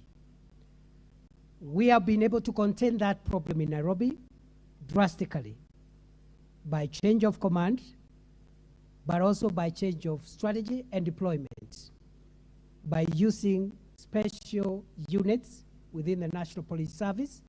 And by and large, I think I am happy that crime has come down by nearly more than 60%, if not more, based on the statistics we are getting, and that matter is under control. But we are also aware there have been some criminal gangs terrorizing people in Nakuru, a gang called Confirm. We have been able to neutralize that threat because 3-4 months ago, it was a real menace. We've been able to arrest the ringleaders and some of them have been arraigned in court. And right now, I think the situation is under control, and I can also report in the process we are to change again the command of Nakuru County to make sure that we inject fresh leadership and a new team, because sometimes when officers stay in one area for some time, they become a bit lethargic, and that's why we have a policy that no officer, no commander should stay in one station for more than 3 years, to allow them not only serve the whole country and the variety of the entire country, but also to ensure that they don't get involved in local communities and start being lethargic and not become the professionals they are supposed to be. The strategies, therefore, that we are applying to deal with this problem of organized gangs include intelligence-led investigations, which are working very well. But unfortunately, the downside, Honorable Speaker, is that intelligence-led investigations take a little time.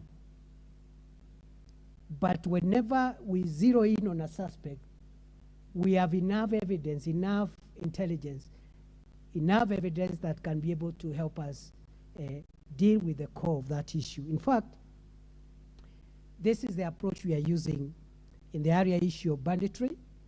As we speak, we have on our radar very, very high-ranking suspects within the banditry networks. We believe we have enough information, and perhaps once we start striking on the network, the thing will come down. But you know, we needed to take a bit of time to be sure that we have the right information that can help us nip the problem in the bud. Other than that, we are investing heavily, Honorable Speaker, on special units, so that to allow police on general duties to concentrate on general maintenance of law of order.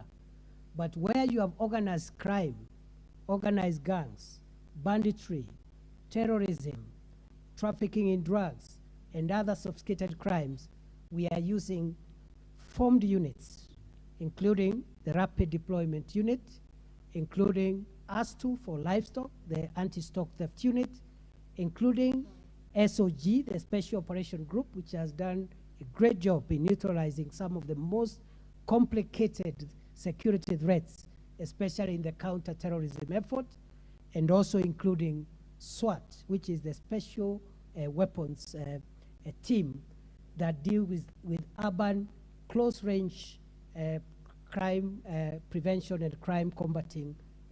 And we have SWAT teams for men and women officers who do not operate in uniform, and they are really helping us a big deal in containing urban crime. And based on the information that the member has raised about Kagumo town, I am going to personally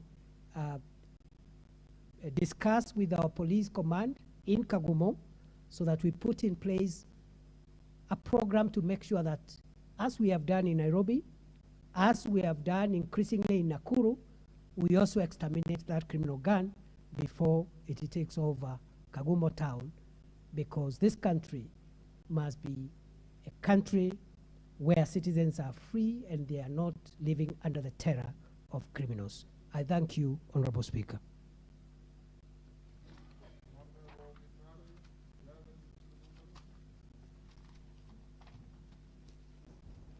Thank you, Mr. Speaker. Thank you, CS, for the elaborate answer for the two questions. Mr. Speaker, this question came a while back, and I want to confirm to the CS that after this issue came, when it was mentioned here in Parliament, the guy, Laban, has already been arrested, and Kangware people are happy. He has been arrested. He was arrested on Monday. That is Easter Monday. So the court will deal with that case. On the other issue, I want to commend the CS, Mr. Speaker, because I went to his office personally, and we discussed issues about Kagumo, and so far, the OCS who had overstayed has so far left the station, and even the OCS for another area in Kanyekine called Mutito, who has also left. On the other question, there were a number of as the CS is saying, there were serious criminals, especially getting into businesses, and this was immediately after the elections. But I want to confirm that this has so far gone down, and we are happy with the work we are doing, Bwana CS. I don't have any other question. I thank you. Yes, those are just comments. Kikaria.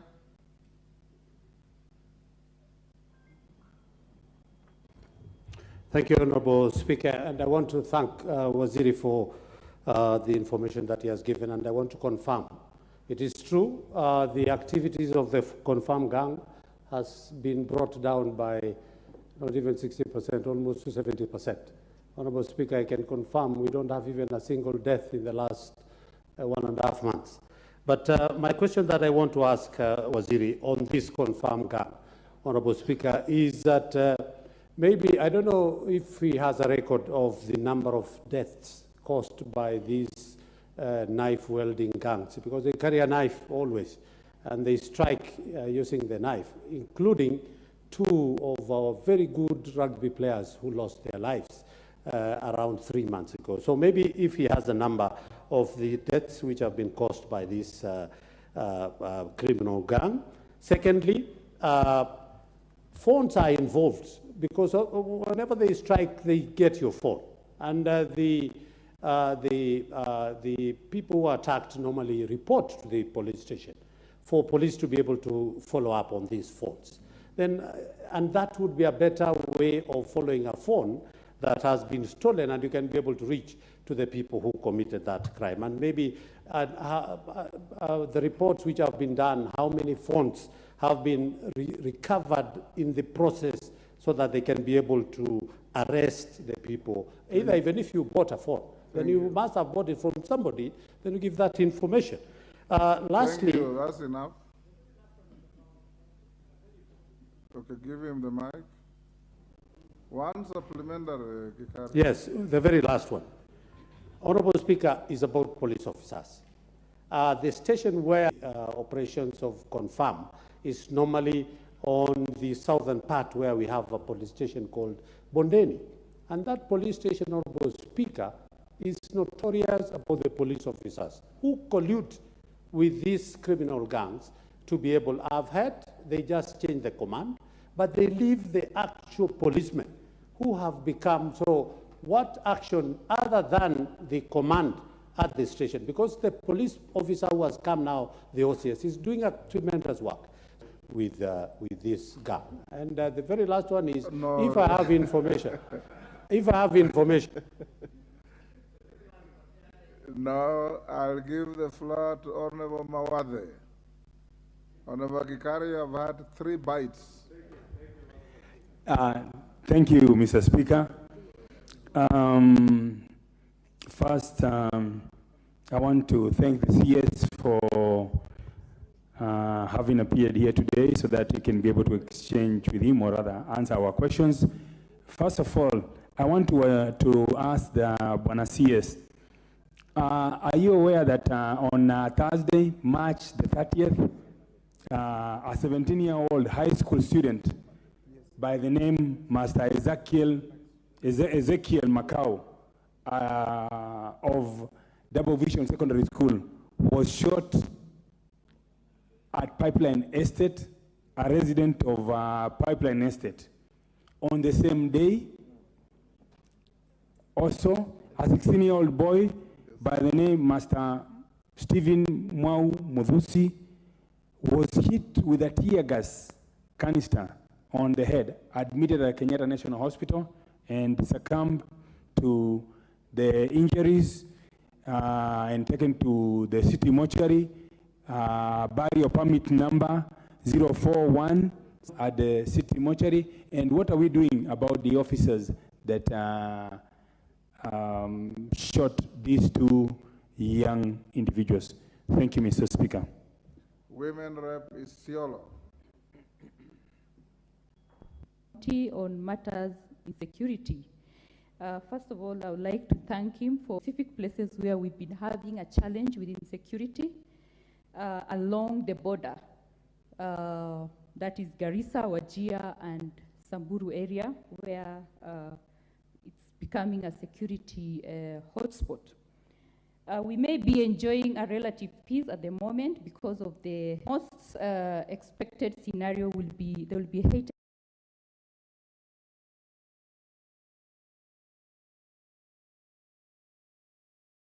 We currently seeing could be deceiving. So my question, Cabinet Secretary, is to speak to the specific commitment you made in the area called Mlango, bordering Samburu County, an area called Yamicha, bordering Wajir County, and an area called Korbesa, bordering Garissa County, where we've had so many people killed and a lot of livestock taken.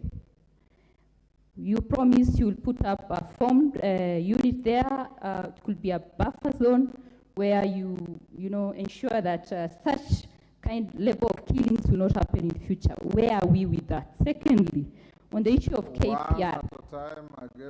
KPR, Mr. Speaker, I'm finishing. On the issue of KPR, that could be very useful to our people. Where are we on that in the case of Isiolo? And for your criteria for operationalizing the sub-counties, the 80 sub-counties, could you also add the level of insecurity as one of the criteria to be considered to let counties be operationalized in that order? Thank you, Mr. Speaker. Thank you, Honourable Member. Kamket.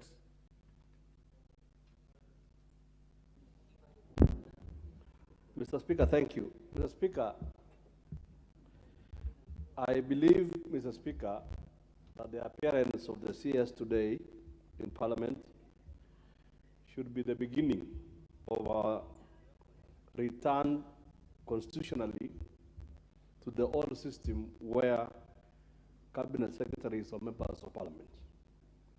Because indeed, we have been speaking to each other as Parliament without the presence of executive. Honourable Kamket, I've given you an opportunity to ask a supplementary yes, question I am, and make a speech. Mr. Speaker, thank you. Yes. Mr. Speaker, you will indulge me because earlier on, some issues were raised about even my constituency. But I would like to ask the Cabinet Secretary, number one, could the Cabinet Secretary consider reviewing the curfew orders to exclude trading centers that are, in order not to lose the largely peaceful populations, the trading centers in my constituency? Number two, Mr. Speaker, given that so far there has been no policing value or even deterrence value of roadblocks, could the Cabinet Secretary consider reducing the roadblocks to make them as friendly as possible, so as not to marginalize further the marginalized constituency of Tiati? And finally, Mr. Speaker, I would like to take this floor to invite the Cabinet Secretary very politely to Tiati.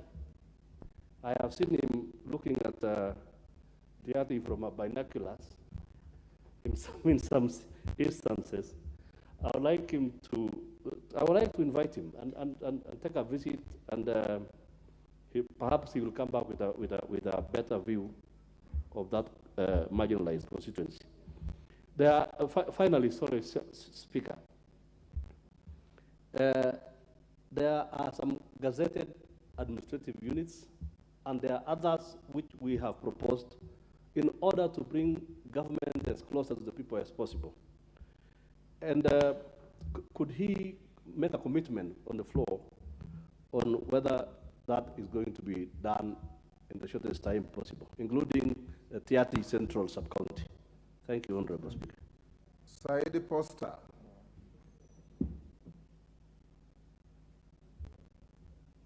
Give the mic to member for Galole. Thank you, Speaker. Speaker, Tana River leaders had a meeting with the CS about 2 months ago. And in that meeting, the CS promised to give NPR from Tana River guns, but we have not seen those guns up to now. I want the CS to tell us when we are getting those guns. Tana River borders Lamu, and you know Lamu is a very volatile area in terms of security issues. So when are we getting those guns for our NPR? Thank you. Thank you. Honorable Zamzam. Asante sana Bwana Spika. Mimi nina swali kwa waziri. Kwanza nikupongeze kuja leo bungeni kutusikiza. Na swali langu linaenda hivi. Ikiwa sisi kina mama tunazalia watoto wetu hospitalini, kisha tunapewa ile notification na certificate ya mtoto inakuwa ni shida. Mimi nauliza kwa nini usitufanyie wepesi pale pale hospitali, iwe mtoto akizaliwa anamaliziwa pale pale anapata birth certificate hospitali. Na kisha nikiangalia upande wa Pwani tunapata shida sana kupata certificate, na sisi tumekuwa marginalized muda mrefu. Mimi nataka niulize kwa nini inakuwa Mpwani ama yule wa North Eastern anaambiwa lazima alete birth certificate ya babu, ya nyanya, ya nani, wakati ni Mkenya, pengine wale wazazi walikuwa ama babu walikuwa hana hiyo. Hiyo imetusumbua sana katika Pwani, na tunauliza kama waziri utasaidia vipi wakazi wa Pwani na kina mama kwenye birth certificate. Asante sana. Mama Zamzam, hilo swali tulimalizana nalo zamani sana. Sasa tuko na swali la magohalifu. Mupe, ilikuwa inakuasha? Hilo swali limeniwasha kwa sababu ndio utata ulioko ndani ya Pwani, kwa hiyo sikupata mwanya, nimepitilizia hapo. Asante Bwana Spika. Asante mama. Yes, Honorable. Yes. Ni Professor. Okay. Yes, ask your question. Asante, thank you very much, Mr. Speaker. My question is on the same. Igembe Central, we were promised NPRs. The guns were promised. So far, we've not got any. And also, it's marginalized. Insecurity cases are very high. Drug trafficking from the centers around Kiotene, this issue has been discussed. We requested that that place be moved to a police station. Nothing has to be done. Also, this area where there is a lot of insecurity, where we requested for the GSU camp, we have not received the results or the report. Could the minister please respond on that and advise the way forward? Thank you, Mr. Speaker. Thank you, Honorable Member. Last question of the day, Edith Nyenze. Ikaria, what is out of order?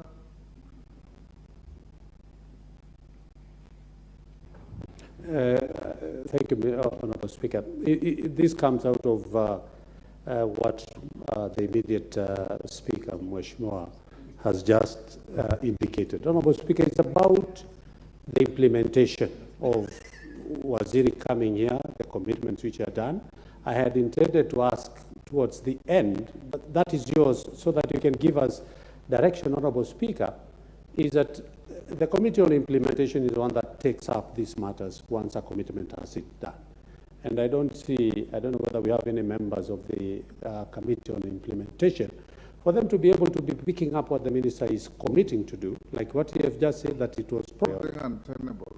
That's why we have Hansa, and that's why we have this officer sitting in front of the Speaker. Yes. Edith Nyenze, what is out of order?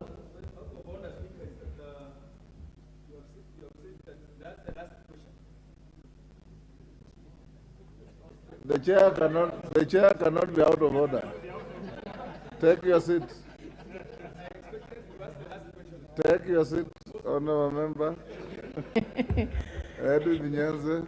Thank you, Mr. Speaker. Let me take this time to congratulate the CS for the good work he's doing, especially on answering the questions. My concern is on insecurity. Especially, the question is whether the police officers would actually arrest their own. And there was a case in my constituency in February whereby a businessman was attacked together with his family. They were attacked by 4 people who were in the police uniform and they were armed. And actually they were beaten and left for dead. Then they were taken to the hospital. Then after that, 3 of them rightly could identify one of the thugs whom they said, or whom they identified as a police officer. And this case was reported to the right places.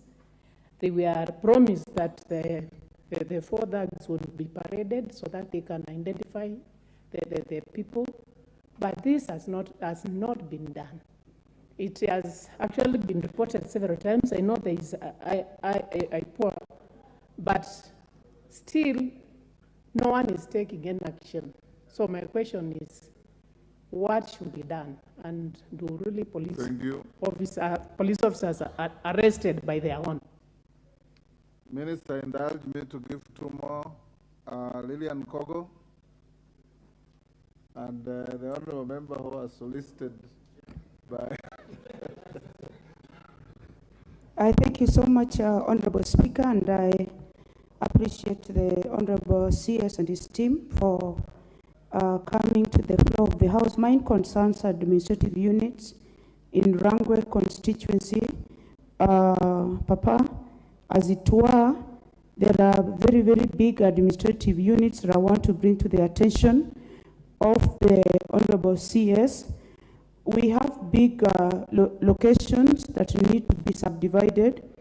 What needs to be done has been done from our part. Game East has 1 chief and an assistant chief since independence. Kotieno has a chief and an assistant chief since independence. There has been proposals for Nyachar, Rangwe Town, West Kotieno and East Kotieno. Central has a proposal to have Kabor. Game Sorika Chiena has a proposal also to have 2 sub-locations. Komolo, Honorable CS, has a proposal to have Komolo divided into 2 sub-locations. And West Game, we need Upper Kanyanjua and Lower Kanyanjua. Kindly, Honorable CS, I ask this question: when are we going to have these units put in operation so that the people of Rangwe constituency can enjoy close services of administrative units as other places? We also need more locations in East Kochia. Moses Kirima. Finally. Thank you, Mr. Speaker, sir. My humble question. 1 minute. Who is the member standing and raising the hand? Because of the light, I can't see you clearly. Okay, after Kirima, I'll give you the last shot. First, I thank the CS for the way he has answered the questions candidly, and we are the citizens who are supposed to be coming to Parliament to answer questions. We have been having raw answers before. Then, Mr. Speaker, sir, my humble question is to the CS, to the extent that in my constituency and the surrounding constituencies in Meru County, we have been hit hard by hand and drugs menace. And at the same time, illicit blue. And that one is so much rampant around the Mount Kenya region. What is the CS doing to make sure that we stamp out these hand and drugs? Because almost in every market, you find a group of youths sitting down, and the suppliers who comes in pikipikis, and these hand and drugs are not manufactured in Meru.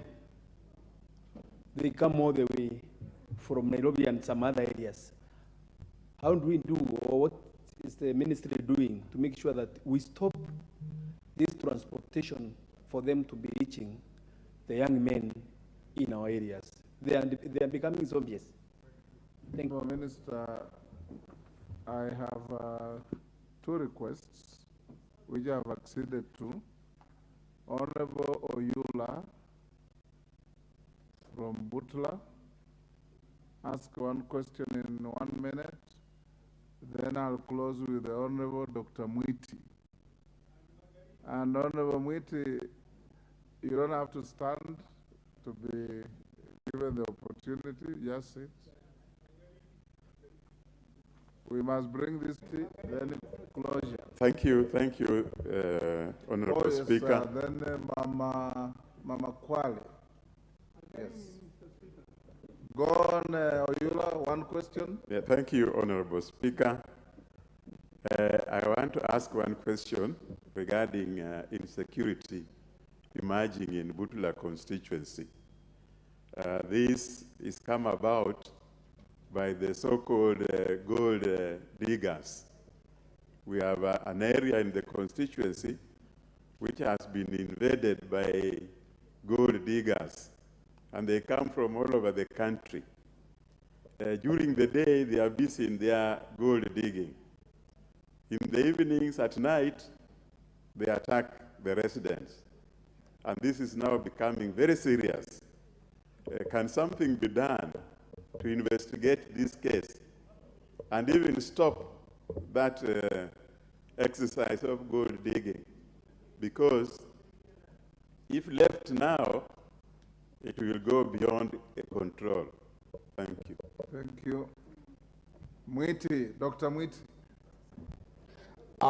Thank you. First, let me take this opportunity to thank the CS for having sorted out the issue of the DCC in Boget and the OGCS for having managed to secure the security between Tharaka and the South Imend where criminals are invaded. However, I would like the CS to tell us when he is providing the vehicle for the OSPD and Kobu, who is serving 250,000 and the 3 sub-counties.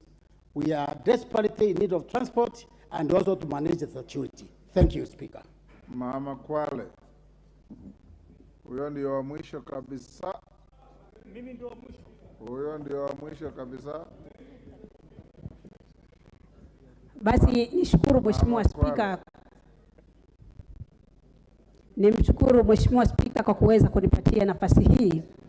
Nimuulize waziri wa usalama wa ndani. Kwanza pia nimpatie kongole kwa kuweza kuchaguliwa kama waziri wa usalama wa ndani. Pili pia nimshukuru kwa kuweza kuitwa mbele ya bunge hili na kuweza kutii amri. Mheshimiwa Spika, mimi nimetoka kaunti ya Kwale.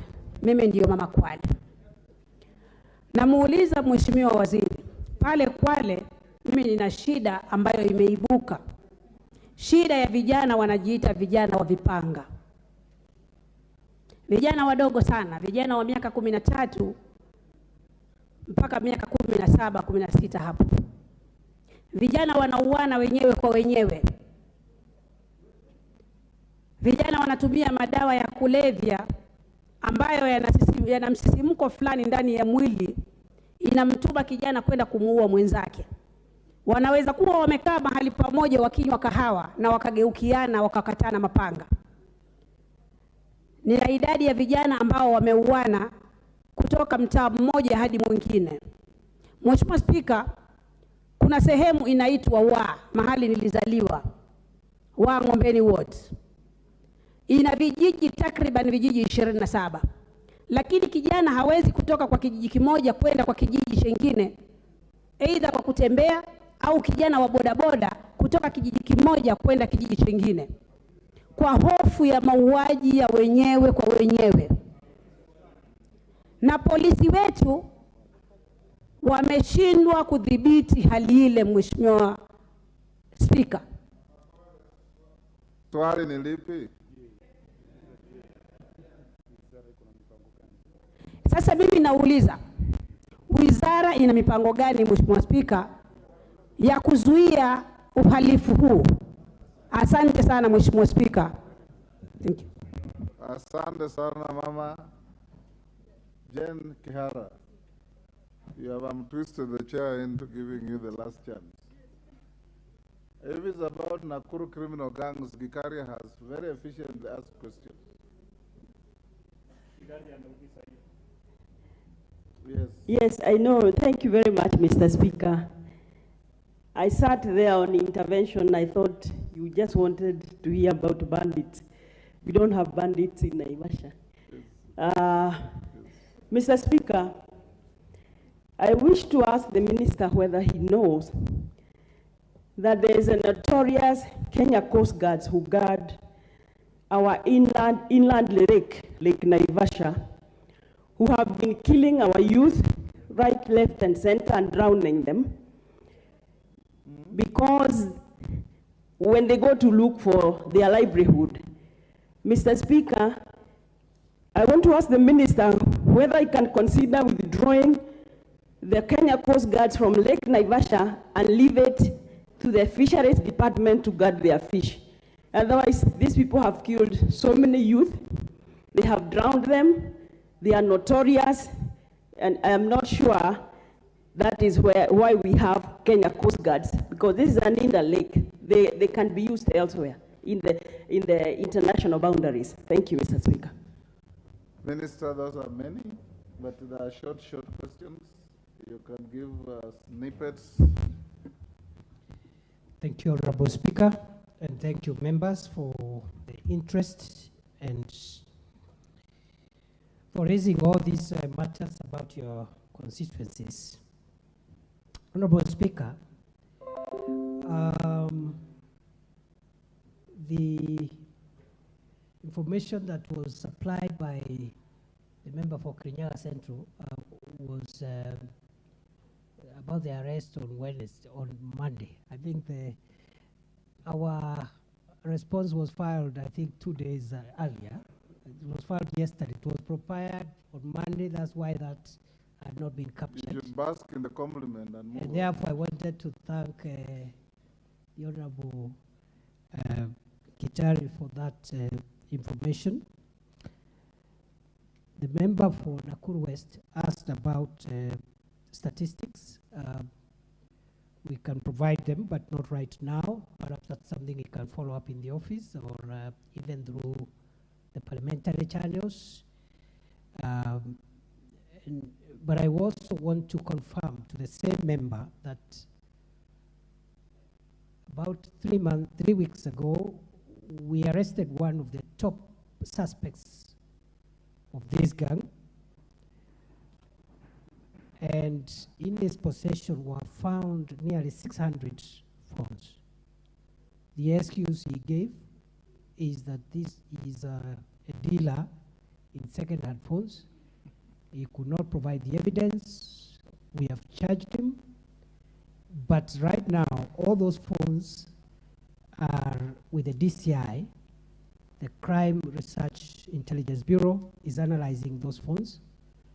If they can help us, perhaps net a few more individuals. And therefore, I agree with the member for Nakuru Town West that the phones that are stolen can help us even track victims who are alive, who can even give us more information about who stole from them, and we continue tracking and finding these criminals and their command system. Honorable Speaker, I have also heard from the member for Nakuru Town West about the East, the Honorable Gekaria, about the Bondeni police station. We will follow up. But as I've said, the policy of government, every police station, every police post, no officer of whatever rank who has served more than 3 years will remain there. So not just for Bondeni. We are going to do it. It's going to be across the country. If you have served in a station, in a police post for 3 years, it is time to go.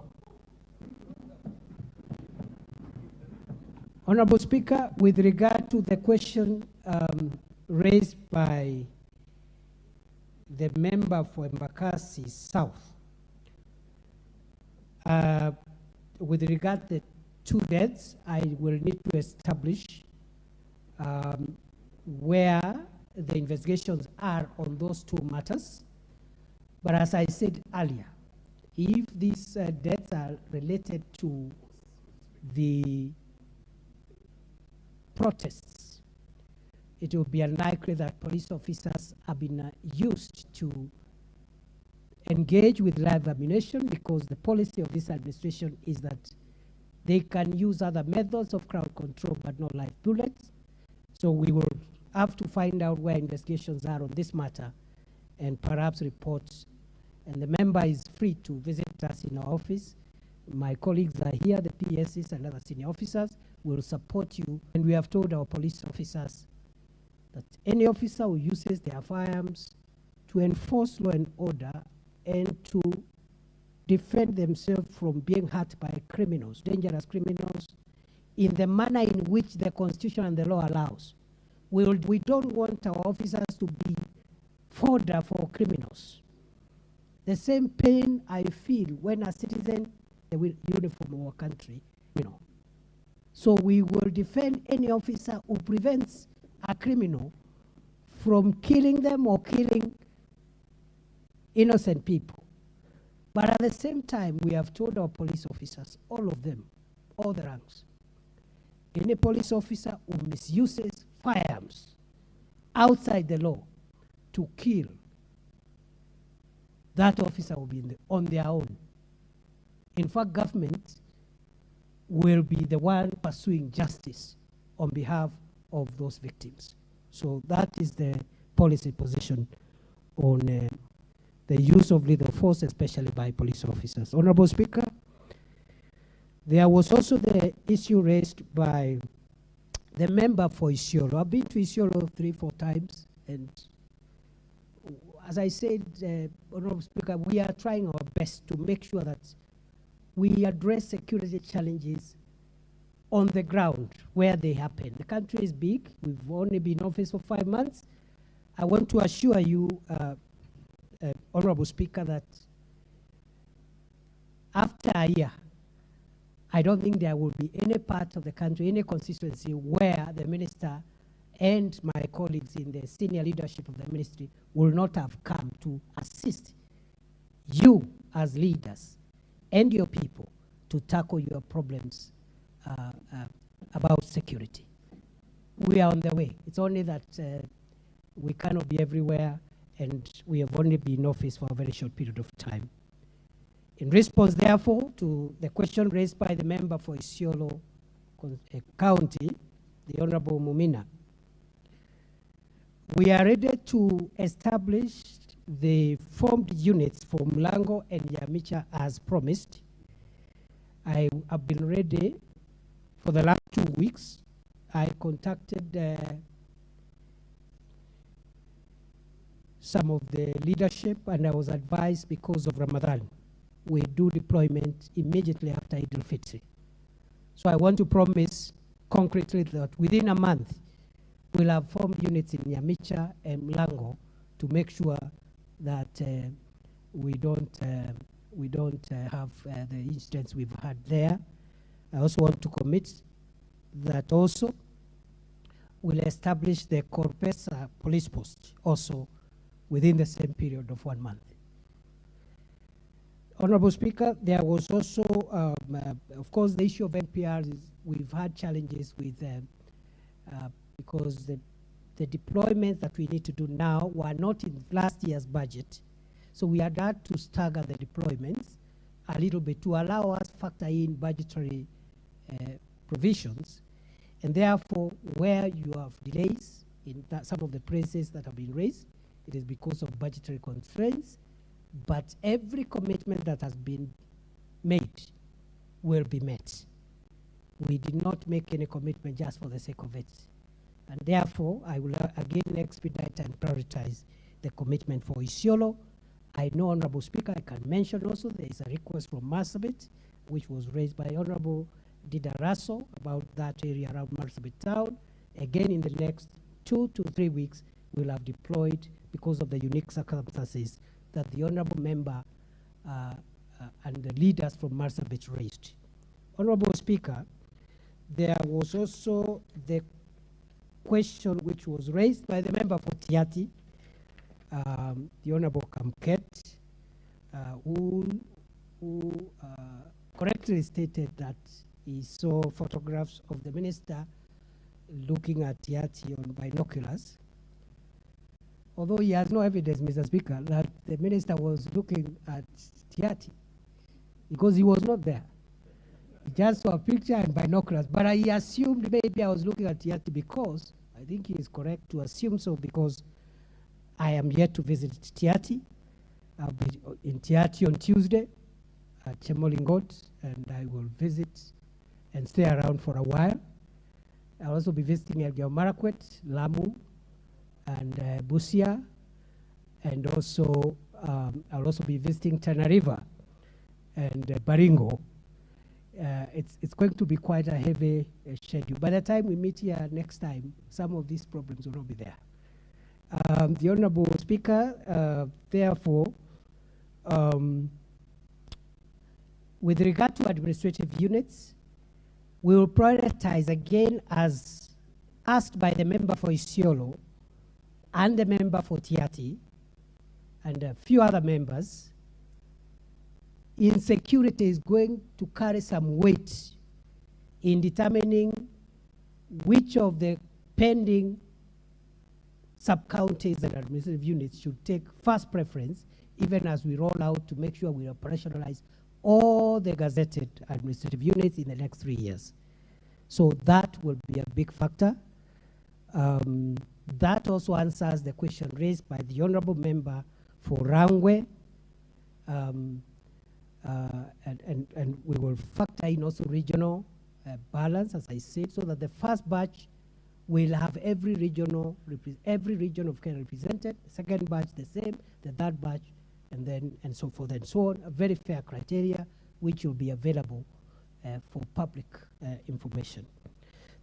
Honorable Speaker, there was a question also raised by the member for Imenti Central, the Honorable Kirima, on drugs, and this is a problem in many parts of our country.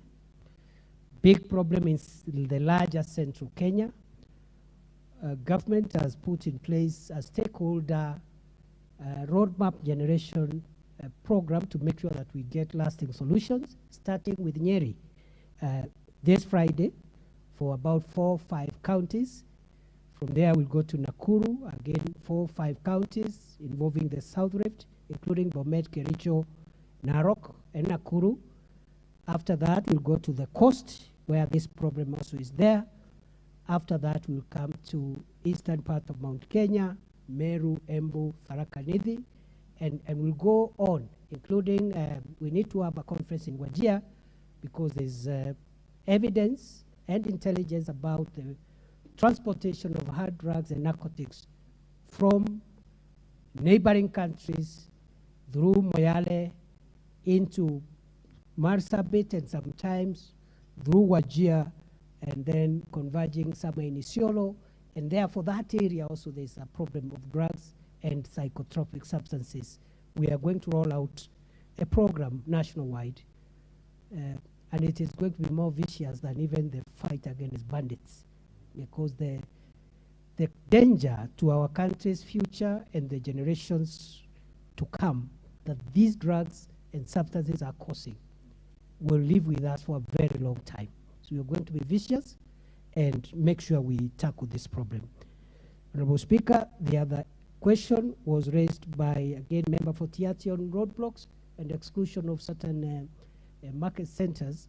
Honorable Speaker, I would like to inform the House that I will be reviewing the orders on Friday, and therefore I encourage the member for Tiati to submit his request to the office by close of business tomorrow, because by midnight on Friday, I'll be reviewing some of those orders to adjust depending on the experience we have had and the feedback we are getting, and will accommodate any legitimate request that helps us not to stifle the economy, but at the same time we don't expose the country to security threats. Honorable Speaker, the member for Galole raised issues about Tana River. It is true, Honorable Speaker, the Cabinet Secretary for Interior made commitments about NPRs in Tana River, but I've told you why up to now we have not deployed because of budgetary constraints. But when I visit Tana River within the next 2 weeks,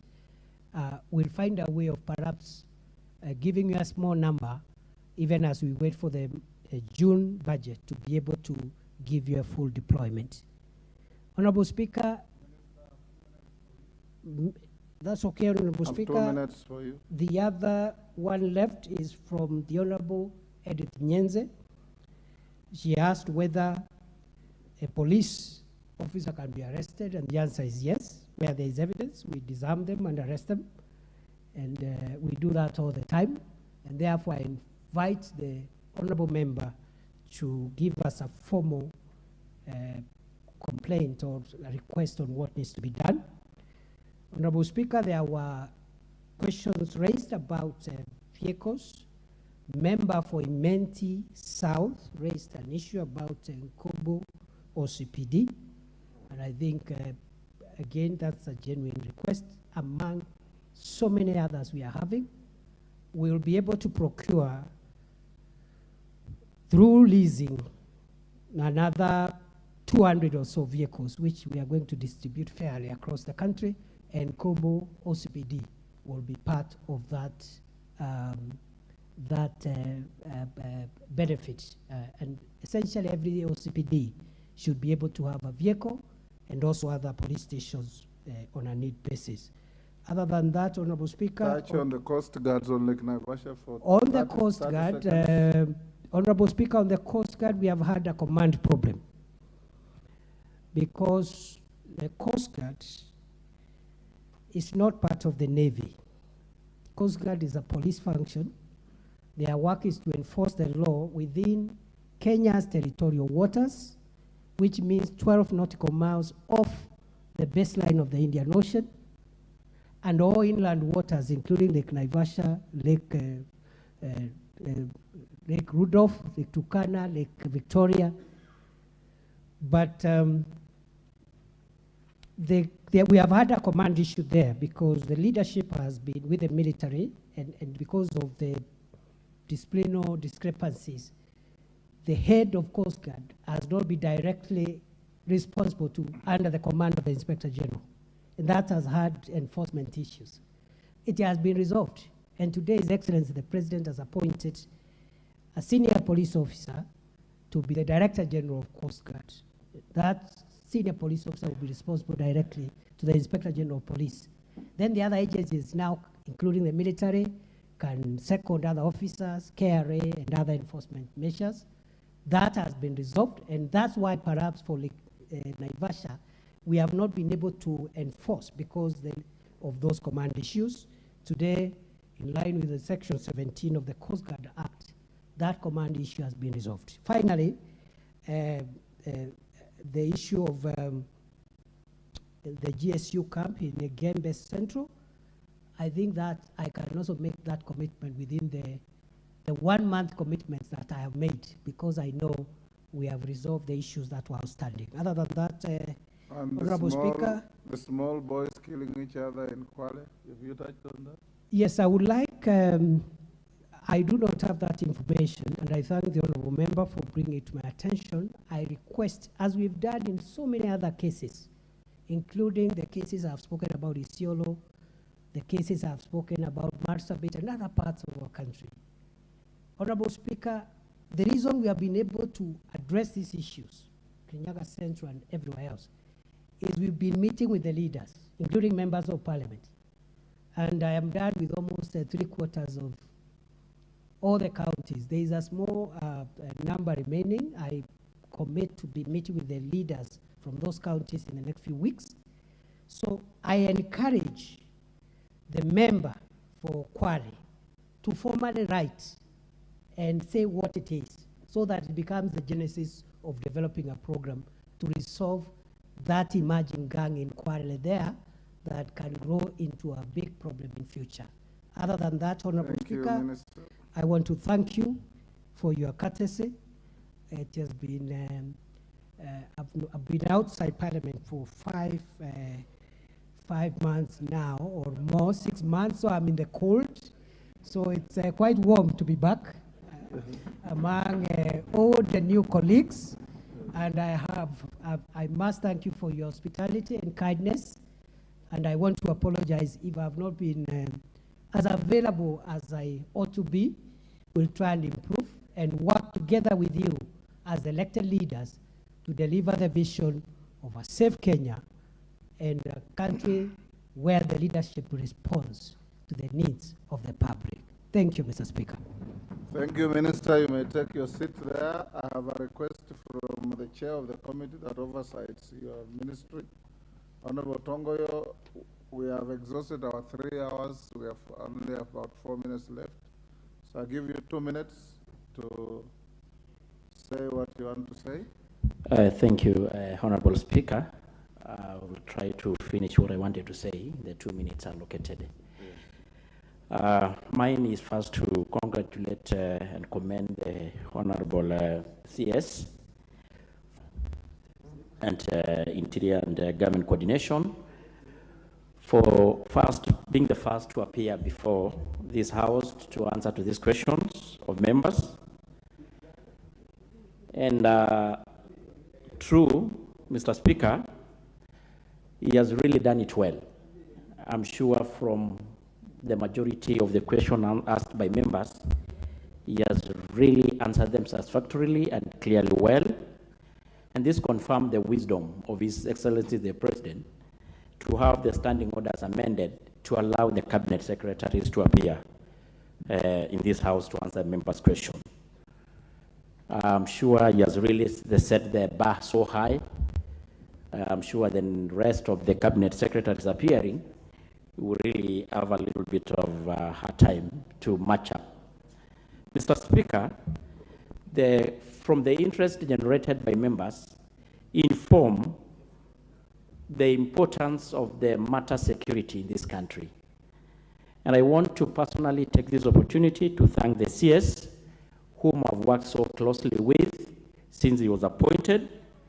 And I can confirm that I think he's the only cabinet secretary who has never traveled out of this country, because he has been always attending to the matters of this country. And he has actually demonstrated that he has even managed to have traveled to almost every part of this country. So he's a very dedicated officer, he's a very dedicated minister. And there's been a complaint from members of this House that majority of cabinet secretaries hardly respond to their requests, to their phone calls, but Professor Kindiki has been an exceptional. So I want to commend him, and Kenyans have got a high hope, and I just want to ask him to keep the pace, because Kenyans have got a lot of trust in him.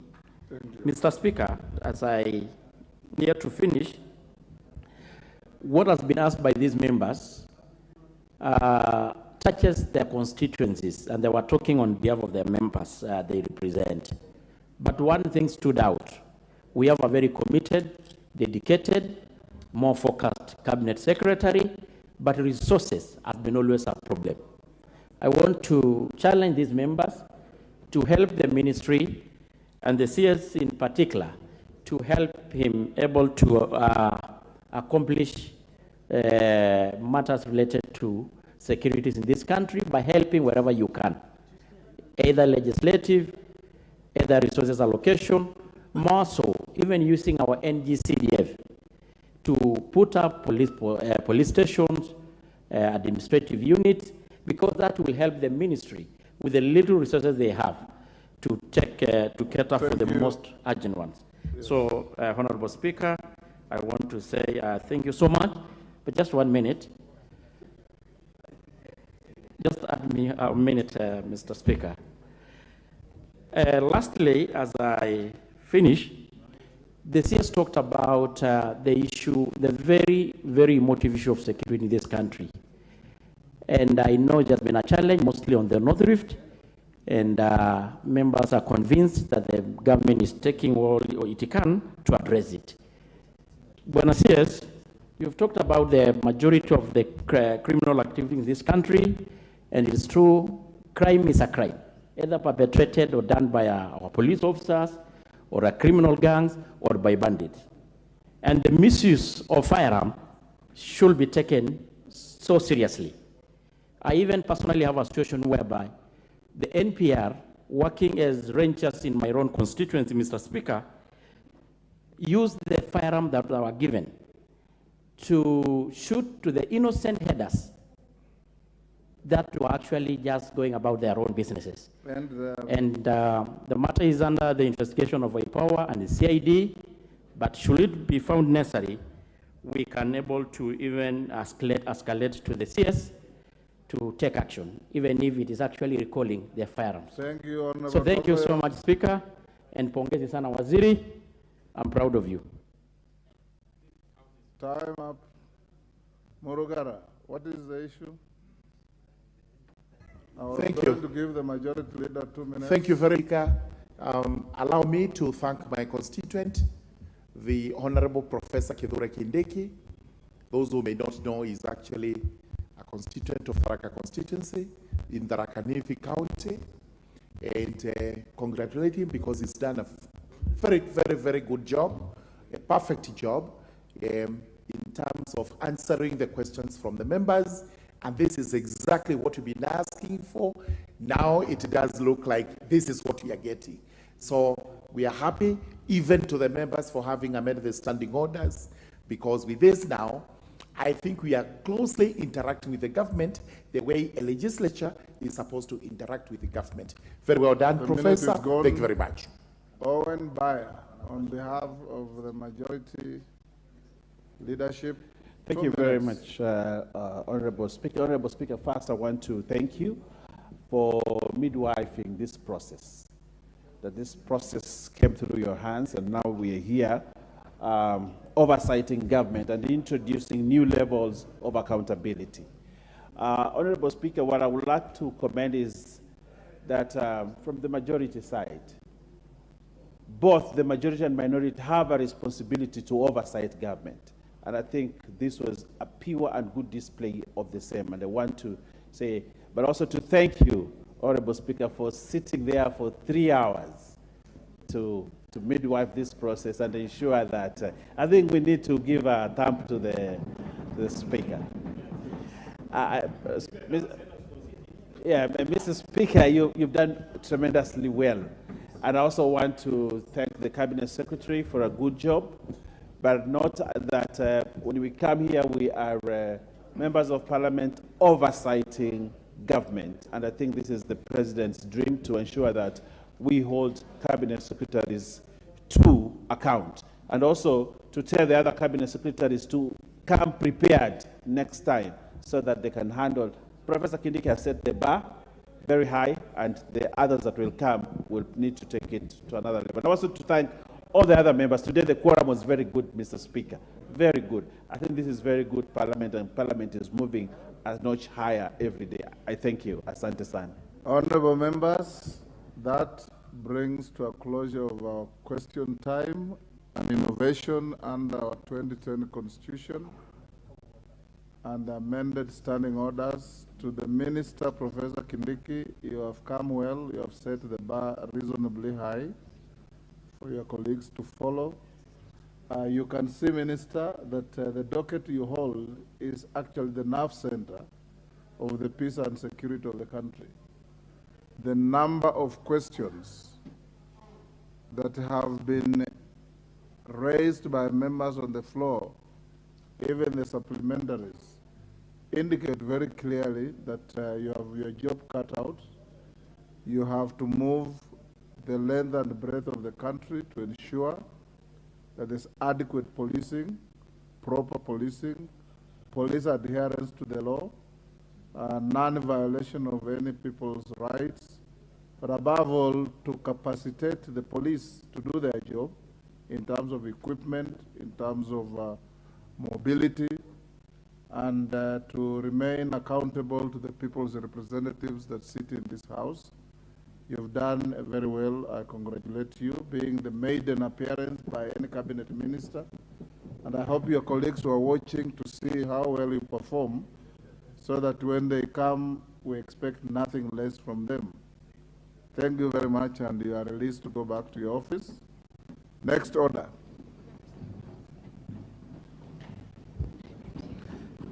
Order number 8, procedural motion, extension of period for consideration of a special motion on approval of appointment. Yes, call the Deputy Speaker.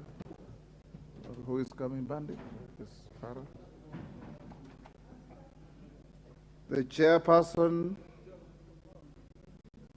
the Departmental Committee on Justice and Legal Affairs. Honorable members, remember that if business is to be prosecuted in the manner we envisaged, you are sitting up to 9 p.m.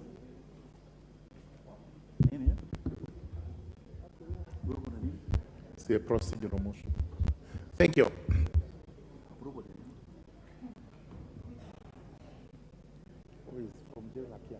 So you just will second. You just say thank you. You say I second.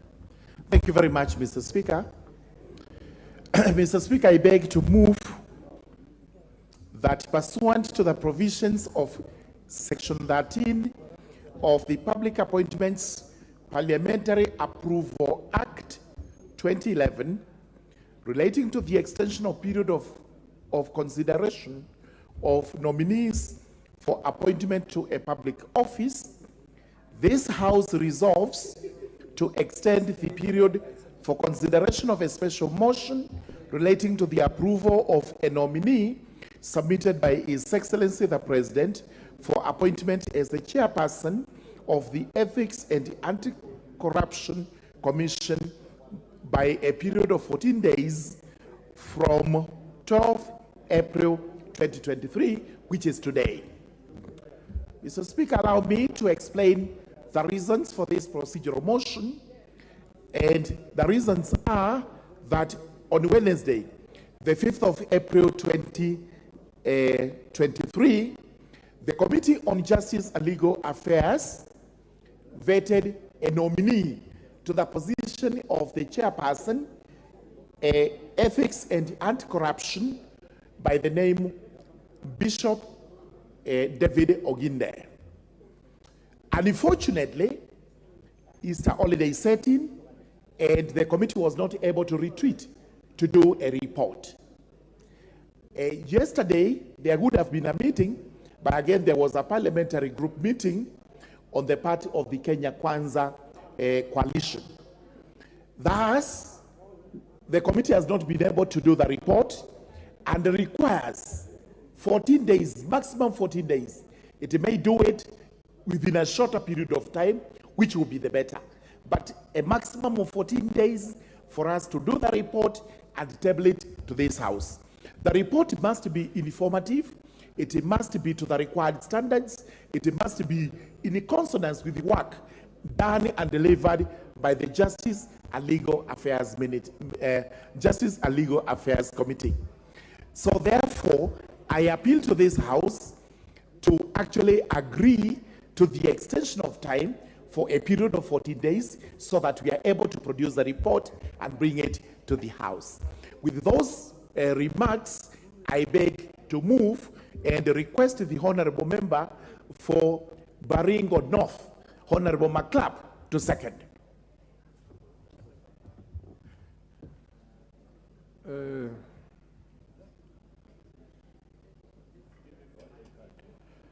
Mr. Speaker, I rise to second the motion.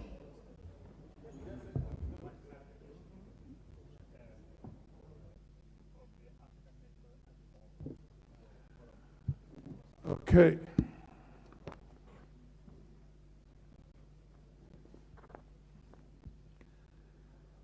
Honorable members,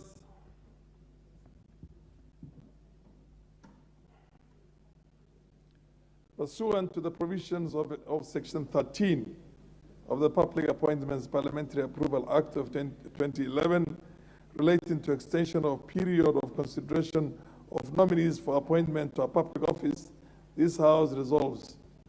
Honorable members, I now propose the question. Order.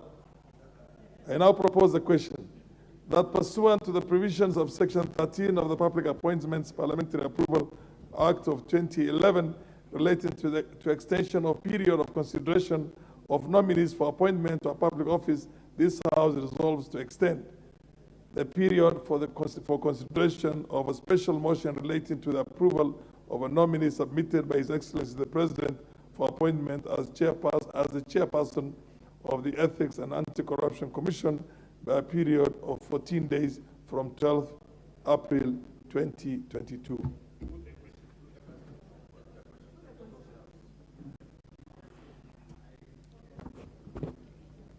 There being no need for somebody to debate this, I now put the question that pursuant to the provisions of Section 13 of the Public Appointments Parliamentary Approval Act of 2011 relating to extension of period of consideration of nominees for appointment to a public office,